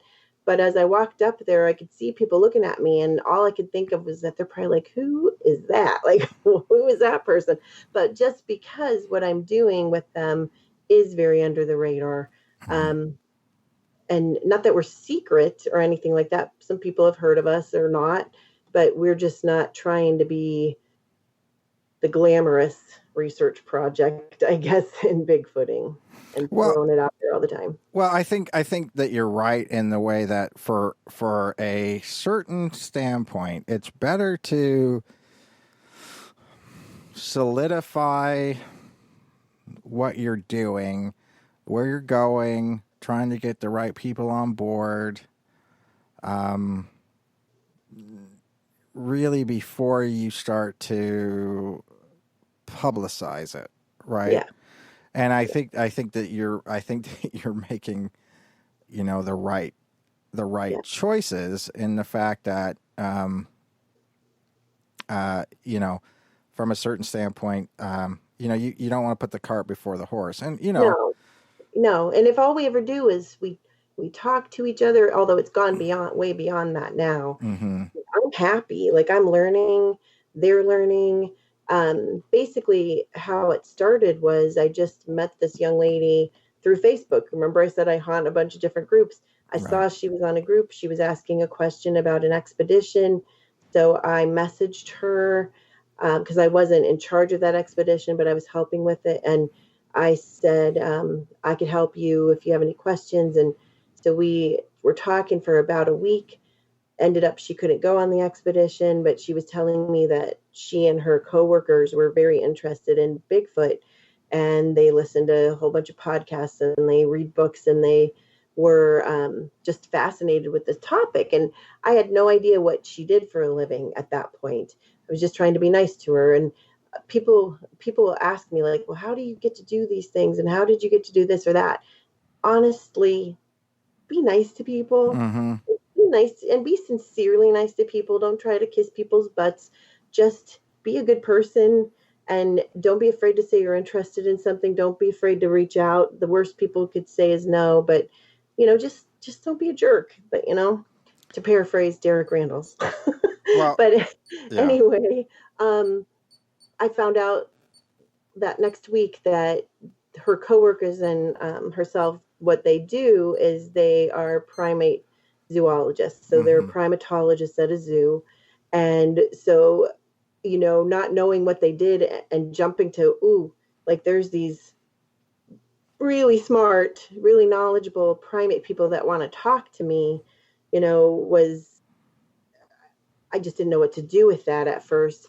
But pretty quickly what I realized was, and they were serious about it. Like I'll send you a message sometime. There's this huge message I got back from them asking questions about bachelor groups versus, do we think Sasquatch does this or this or this, and what they think because of their background with the great apes. And so we just started this collaboration, and pretty quickly I realized, I don't know everything there is to know about any part of Bigfooting. And so what my job has always been is to kind of coordinate people. So I had friends that I knew would like to talk to them, that I knew they would like to talk to. We kind of came up with, it wasn't a formal wish list, but we would talk about, they wish they could talk to this person or that person or whatever. And so I made it happen. And we've had wonderful guests on our conference calls. We've gotten some amazing people to join us, from anthropologists, biologists, more primatologists. We have interested in joining us for at least one phone call or something. There's a evolutionary biologist. He wants to join in. We've had Laura Krantz from the Wild Thing podcast join us. Witnesses that they wanted to talk to, because what got them interested in the beginning was Sasquatch Chronicles. They would listen to Wes's guests, and they saw all of these primate-like behaviors, and they're like, hey, maybe there's something to this. And they would talk about the Native American stories and put that all together like we have. And so they are the best group of people you would ever want to meet. Joined up with some of the best Bigfoot researchers I know. We have our core group there's me and Tina Sams, David Wickham, Todd Neese is in there, Shane Corson is an integral part of it. I know I'm forgetting people, and then we call them the Zoobies. And we talk about everything under the sun. Like I told you, we had gone out to the Olympic Project for them to look at those nests, not for me. I just get the benefit of tagging along, doing some expeditions. Just we're working on some papers. We had Darby Orcutt from professor at North Carolina State. He joined us for a call and would really like to join us for some more. And he has been a great addition and so smart. Sometimes one of the fun parts of those conference calls are when, Dr. Meldrum might be talking to our other anthropologists, and they're chatting, and we have them on mute, and we're all like texting each other in the background, like, we don't know what they're saying, but they just look really interesting, because I will admit it if I don't know something, and then I'll learn. Right. But we have talked about everything under the sun. It's been fantastic, and I'm just excited to see where it goes. We have some different things up our sleeves, what we're doing, but it's just been a joy. Yeah, and I think that it is good, because all scientists, I think, have a lot of curiosity, but certain things, especially in the field of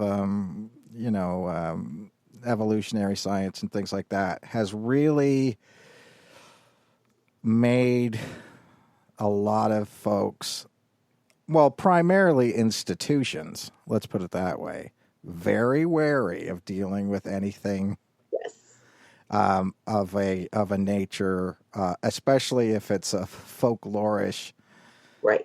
thing. And I always tell this story because not a lot of people know, and because Amy, a lot of people say, "Oh, science is never going to take us seriously until we find this or we find that." No, but a lot of them do. A lot Well, of them really yeah, do. exactly. The point of the matter is, and I'll tell you, I'll tell you why. And I used to curate a museum, and so I know a lot of curators and different things like that in the British Isles and things. But Piltdown Man, or the missing link, as it was known during the time, was something that everybody pretty much fell for, 100%. And nobody really knows, the whole story behind it. But, it was this sort of amateur archaeologist that found this, humanoid,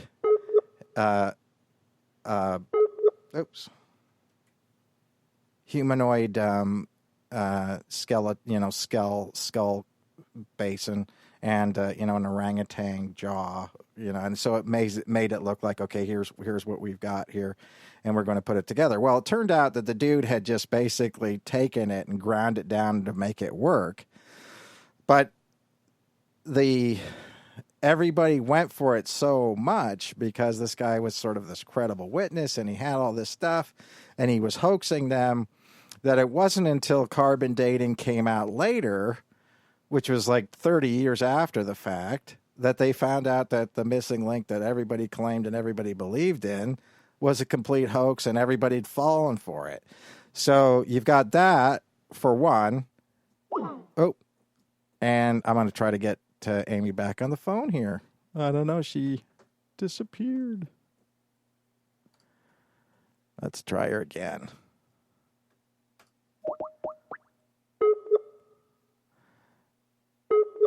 And the other thing that had to do with that was Java Man, which was two unrelated bones at all. And maybe she's gone for the night.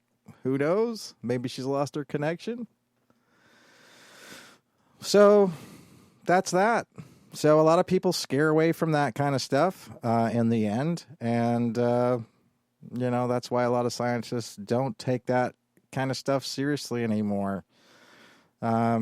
I found that to be one of the things where, more than anything, people, they take a big risk whenever they go into these things and try to make certain claims, or even be very curious about it.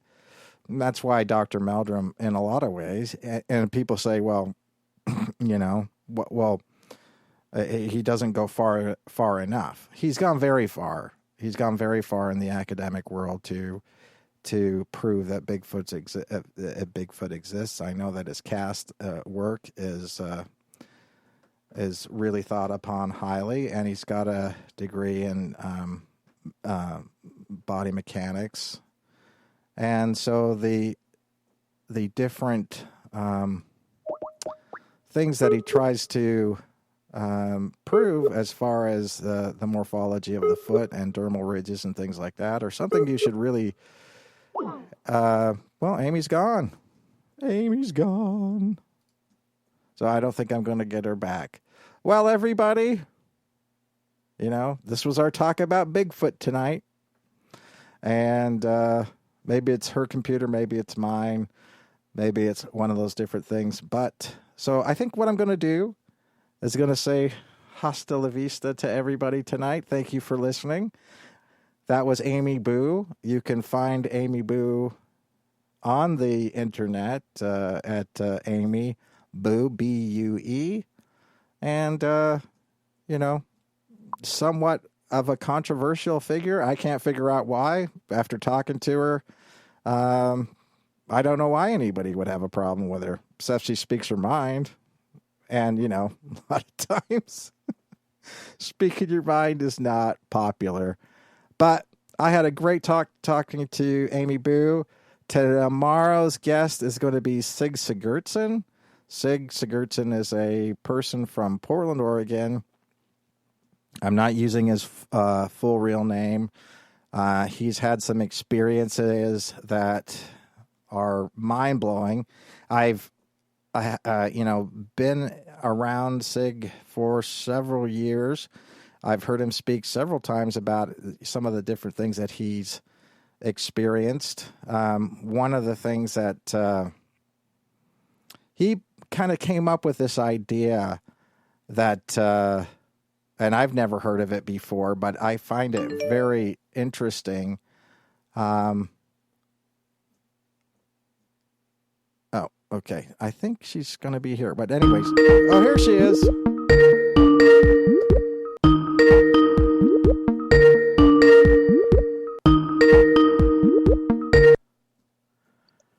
Are you back? Yes. Okay. Well, I don't know what happened, but wait, you're there. I'm not sure. I don't know what it was, so I'm like, I'll try that. So, okay. All right. Well, anyway, see, sorry about that. You've got a different view of Amy now. I'm finishing up talking about tomorrow night's guest, which is Sig Sigurdsson, and he's an author, and he has had some Bigfoot experiences of a completely different nature than Amy. So it's going to be the other side of the coin, going from the flesh and blood to the literally paranormal. And the thing, I love that stuff too. That's yeah. Well, it's an interesting talk because, to be honest with you, he came up with this term, and I loved it. You've heard of the Men in Black. He came up with the term Men in Plaid. Oh. And they seem to be, from what I can gather, and I'm going to clarify this with him tomorrow, but it's almost like when you see a Bigfoot, it seems like you have an experience with some kind of a forestry person almost directly afterwards. And I thought that was kind of a, I thought it was cute, and I'm not saying I didn't believe him, but I didn't know if it was that, I thought, okay, well, you came up with that. Maybe that happened to you. Maybe that's not a common thing. But I'll tell you one thing. My wife went to Mount Adams and left me on the other side of the mountain. She went around to the native side, the Yakima side, the Yakima reservation side. Mm-hmm. And she thought she was gone for 2 hours. And she came back, and it was like 7 hours later. And I said, what the heck's going on? You don't have a cell phone. You don't have this or that. And she said, no, I don't know really what happened. I'm disorientated. And she took a picture of something, and then something really paranormal happened, really freaky weird, and I'll let her talk about it sometime. Okay, I want to hear that. But on the way back, she met this guy with wearing a plaid shirt and a gas can and a 30-30 rifle, just walking down the road. And she goes, normally I wouldn't stop with a guy with a gas can and a 30-30 rifle walking down the road, but I did. And I asked him if he needed any help. And right. So it was like some weird, unlike her at all to do type scenario to put herself in danger, especially after some of the things she's been through. And so I just found it weird that that this was her memory directly after these weird pictures that she took, and I don't know. I think it's interesting. Yeah, I want to hear it. I'll listen. She'll.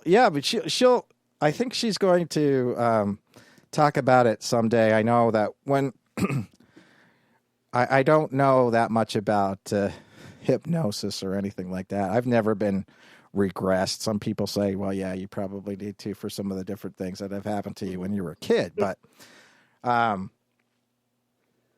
always been really weird about that. So I just said, okay. So I just thought I'd do this, right? So I said, get in a Right. relaxed state and just tell me the story. So I recorded it, and which wasn't hypnosis or anything like that. And so, we recorded it for a period of time, and it is truly bizarre. But, at the same time, she just said, well, don't let anybody hear that until later. And I said, no, I don't want to do that. It's just, I just want you to be able to know what you had said back then if your mind changes. Because I think, and it's important in Bigfoot as it is important in UFOs as it is important in anything else, to make contemporaneous notes of what's happening to you at the time. And I don't think a lot of times people do that. Yeah. And No, I think so too. because I always try to look at it from the standpoint of a couple different things, which is this. If you can make a logical explanation for what's happening to me that's not paranormal, I'm happy with that. I'm very, very, very happy with that. As a matter of fact, I'm relieved because of the fact that, if it's atmospheric conditions, if it's the temperature, if it's because I ate this certain type of food. And so I write that all down. I say, this is what happened. And, I'm not seeing Bigfoot every week, Amy, Right. but I want it to be like, okay, when this happened, it was raining and it was this temperature. I was at this height, at this elevation. It was at this location and whatever, because as much as everybody thinks it's really super easy to take a picture of a Bigfoot, that's just not how it works. I mean, it's really hard to take a picture of anything that's out in the wild. Oh, yeah, it is. Let alone... I always say that, it's hard to take something because animals can be so fast. And then there's one time I was driving the scenic elk trail in Pennsylvania, because I spend probably more time in Pennsylvania than I do Ohio, actually. But a bear came out of the woods, and I had just had my phone in my hand to take some pictures of the scenery, and I wasn't going to move. I mean, black bears don't normally bounce right there. I'm not going to make a sudden movement or even a slow movement just to take a picture of it. You're in the moment, and it's kind of, little anxiety ridden. Right. Well, and that's the thing that you really look at it from that standpoint. I mean, when you are in a state of almost shock, I would say, because it's like, this is not supposed to happen, and it's there. Even if you're not scared, it's like, do I really want to try to take a picture of this? Yeah. Because I'm trying to focus on it as long as I can. Right.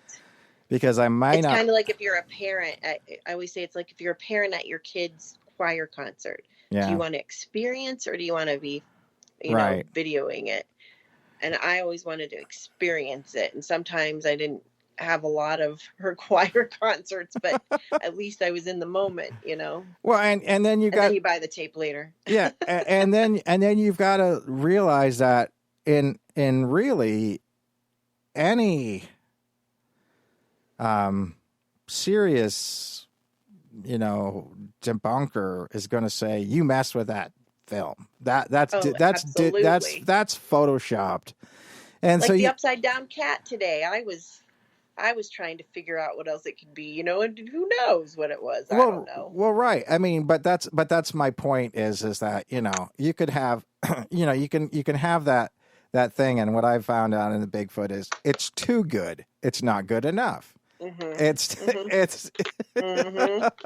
It's not blurry in the right spots, or it's not this, or it's not that, or whatever. I almost think, Amy, and I've said this to certain people who have said to me, and it's interesting. You talked about Adam Davies, and I said to him one time, I said, "Man, brother, you go ahead and prove Bigfoot's here." I mean, because I can't prove it with my stories. I mean, I just can't. Right. And it wouldn't matter unless, even if I, I think that some of the only ways that you could prove it is to literally, get some piece of evidence from it or try to capture it or something like that or whatever. But I mean, you prove it because it's a curse.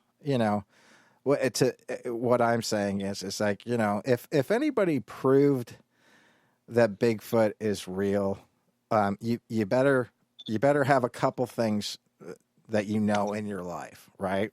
One is you better never have cheated on your wife. You better not be an alcoholic. You better not do. Yeah. No, all I'm saying is get ready for everybody to look at your life with a fine-tooth comb. Right. That's very true. And they will find out everything that you've ever done wrong, and that'll be the thing. And these people don't think that. They don't think it. But that happened. I mean, let's look at this. It's like Bob Gimlin takes a picture with a lady at some conference. What's the rumor? And I know Bob Gimlin. You know what I mean? Right. It's like, oh, Bob Gimlin, he's this, or he's a womanizer, he's this, he's that. This is some old guy, who's enjoying he's enjoying the last things of his life. And he's getting out and he's experiencing thing. And it's not what you think it is, just simply because it's the way that looks. But, but that's the thing that you better hope, and I'm saying is that, a lot of people couldn't stand that scrutiny, No, they couldn't. So therefore they better hope they never find it, because no, I absolutely see what you're saying. So and I don't want anybody poking around in my past, believe me, and I've never really done anything that wrong, I got arrested one time in my life, that's the way that is. But, but I don't want anybody going through that and like saying, okay, going around to my childhood friends saying, did he ever do this wrong? And did he ever do that wrong? Did he ever steal candy from the store? Have you ever seen him do this? And that's exactly what's going to happen, because the media will treat it like it's a joke. And so if they can make you look like a joke, they will. Yes. And so that's absolutely. Yeah. And so, unfortunately that's the way it is. So I would rather, that just be out there having fun. Yeah. I would just rather have fun, and I would rather give it to that. I would anonymously say, okay, Dr. Meldrum, this is show up here at 6 o'clock. You do it, yeah. This is where the Bigfoot's going to be at. And you don't know me, and I've never heard of me. You know what I mean? Because exactly. Exactly. I have a similar plan. So I mean, and that's that's a sad way about it. But people didn't always have to deal with that kind of stuff. But this is the type of the thing that the internet is now, right? You can prove that things exist, and maybe 150 years ago, Native peoples knew that the Sasquatch was real, and maybe some settlers knew it was real. But what are they going to do? Write a letter back to somebody and say, whatever? So the whole proof element, it's a double-edged sword. I don't know. I mean, I don't know how you think about it, but that's honestly. No, I do. People ask me like, well, what if your group is the one to find something? And believe me, I have no notion that that's going to be us. We're just having a good time, and maybe we can contribute something. Shane always says that, we're trying to follow in the steps of Dr. Bindernagel to make the subject of Bigfoot a little less taboo in the scientific community. If that's what we do, that will be great. Right. So we're not like saying we're going to be the ones to go find anything, but maybe we can contribute something. But if say we're out in the forest somewhere and we find a dead Bigfoot that hopefully died peacefully in its sleep after a good life, what would we do? And that's a hard question for me. I'm not really sure. Right. I'm not really sure what I would want to be the end game or whatever, the end result of that. Right. And I'm just being honest, because do I want to see them in a zoo? No, not really. Do I think zoos are important? Yes. To save endangered animals? Yes. Yeah. So it's a hard question. Yeah, and I think that this is one of those things that, a lot of people pick on woo people because they say, well, yeah, I'm just not interested in this because I have a relationship with it, right? Well, Mm-hmm. some of that is just plain out hoaxing, right? Or Mm-hmm. wishful thinking, Well, I or think whatever. sometimes. And some of it, I honestly believe people are connecting with something out there, and I don't know what it is, or It could be something else. yeah, Yeah. could be something else. But it's like if they're seeing something or they're experiencing it, and that literally becomes part of their sort of spiritual makeup. Mm-hmm. And I talked to you about this a little bit about some native peoples too. That's part of some of the spiritual makeup, and they would not want that to be exploited by somebody else. And so it's kind of like, that sort of conundrum you come up with, which is, would you turn in your brother for $1 million? Yeah. If he hadn't done No, it. it is. It's very much like that. Yeah. And It's I I'm not sure if it's going to pan out, but I think that I'm going to be able to go out next year with a specific Native American tribe. I have a good friend who works with them, and they've invited me to come out there. So hopefully we'll see if that takes place. But if I do, I think it's really important to follow I don't know if I want to say rule, but everything that they ask of you. If they don't want anybody to know I'm there, I'm not going to say it. yeah. If somebody tells me something in confidence, I'm not going to repeat it. So I think that's if we're going to try to learn from them, that you gotta be respectful of that. Well, I think that's part of the I think that's part of the thing that you've got to be aware of, is that from that standpoint, I had spent a lot of time recently in sort of at the Four Corners area, and I went to a location and talked to some different people and about some different things. And the thing that I find interesting about it is, and what I found on some of the groups that I deal with too, speaking the local dialect around here, is that you've got to be comfortable with the idea of multiple truths in a way. And so, and what I mean by that is you can ask one elder, what is it? It's a spiritual thing. You can ask another elder, say, it's a flesh and blood thing. Yeah. And you've got to be able to respect both people's viewpoints, understanding that from that, that's really what it is. Now, that's true. Very true. Some people will say to you that are natives, no, it's this, and it's definitely this, and don't go barking up the wrong tree, and I'm a native and you're not, so shut up, And Right. so that's like me saying to somebody, I'm Irish, you don't have a right to comment on Irish people, even though you have Irish people in your family, and therefore that's the way we all think. You're Irisher than me, yeah. And yeah. To be honest with you, that's a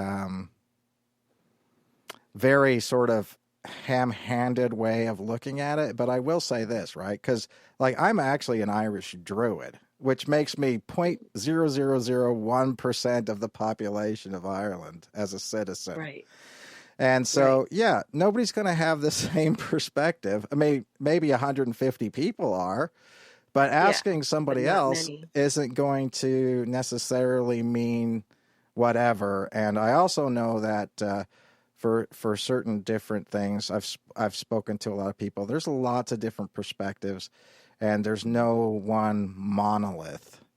And I would say that if I've ever learned anything from elders, it's there's not a monolithic thought of what is and what isn't. Right. But You know. And it's so important. I mean, kind of along those lines, whether you're talking about Bigfoot or whatever you're talking about, different tribes are so different, like what you were saying, Yeah. as far as the Native Americans, that the bushcraft course that I'm taking, it's through the Midwest Native Skills Institute out of Cleveland, Ohio. Yeah. And the guy that runs it, he, um, I could be remembering some of the details wrong, but from what I recall him telling us is that he used to be an engineer. He wanted to get into, learning more about survival, non-military survival and stuff. So I think it was in the 1980s, he wrote to, or he contacted different Native American tribes in the Midwest, and he asked them to teach him what they were best at. Mm-hmm. And it was really interesting because he would talk about, like, one tribe would teach him hunting, one tribe would teach him tracking or fire skills or whatever it was. And so that's what he's teaching us, or his students. And I'm not a commercial for him, but I highly recommend his classes. He's absolutely amazing. And he, like, everything that he does is specific to Ohio. Mm-hmm. So when we took the class about edible and medicinal plants, it's what you're going to find in Ohio. So if I'm going to be out in the Pacific Northwest, I might not be able to find, these certain plants. And you take it in the spring and the summer, fall, winter. So different things are blooming and different things are, different parts of the plant are ready to be used. And so I just found that fascinating, how, just like you were saying, that they have different strengths and they have different viewpoints on things. Yeah. But I will say this, and it always brings me back to that, because you remember that show Alone that they used to have? Yeah. Where they used to have drop people on, like, northern Vancouver Island. Go back and watch those with fresh eyes. I don't know if you ever watched it at the time where the lady stuck out there. I watched a few of them, not a lot. But I would like to watch it now. And she goes, I don't know what's out here, but it sounds like, and it does. It sounds like Sasquatch mating in the background. And she's like, I was up all night. These things are like, I guess I've never... I don't remember seeing that one, but I'm going to have to watch it. Yeah, it was a lady, and she, I think it was, like, not the first season. It was the second season, I think. And she was, like, kind of this lady that was kind of the spiritual lady. And she was like, there was these noises, and you can hear it. And I don't know what Sasquatch sound like. Let's believe it. I've never seen or heard Sasquatch mating. Right. But it did sound like what you would imagine that would sound like. Right. But, you've got different people who, would say that that's perfect environment for them to live because it's separated away. It's northern. I mean, Vancouver Island, if you go past sort of, halfway up, or Lake Cowichan on up, Campbell River north, there's nobody there. There's just nobody there. That's my number one bucket list place I want to go to. Yeah. I'm trying to convince Lester to go there on our honeymoon, but he doesn't want to do anything related to Bigfoot. I'm going to try to convince him. Lester, it's funny. I was watching your, Lester, I saw his last name, and that's my Scottish clan's last name. Oh. And so it's interesting. And knowing my great granny Care, which is how we say it. Not everybody says it the same way. Oh, you could convince her to do something that she didn't want. No. I'm gonna try to convince him would be really fun. He says he's not into Bigfoot, although he supports me greatly, and he likes to go camping, and he does Bigfoot stuff with me sometimes. But he'd prefer to be out racing dirt track, racing. So. Oh, I don't blame him. I don't blame him. And you know what? I don't blame him either. If he supports you and he thinks that you're doing, a good job and good work. And like I said, Amy, I do too. And thank you. I'm going to, for some reason, this is about ready to time out on the radio thing. So I'm going to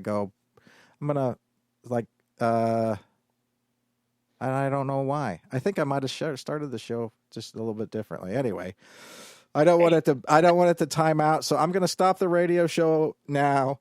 Say goodbye. Right. Say goodbye to everybody on the radio. Bye, everybody. Bye. I guess if you're on the radio, you can't see me. I'm waving with my bad hand. Yeah, I know. That's Amy for you. And then we're still going to be on Facebook Live for a second. Okay. All right. Okay. So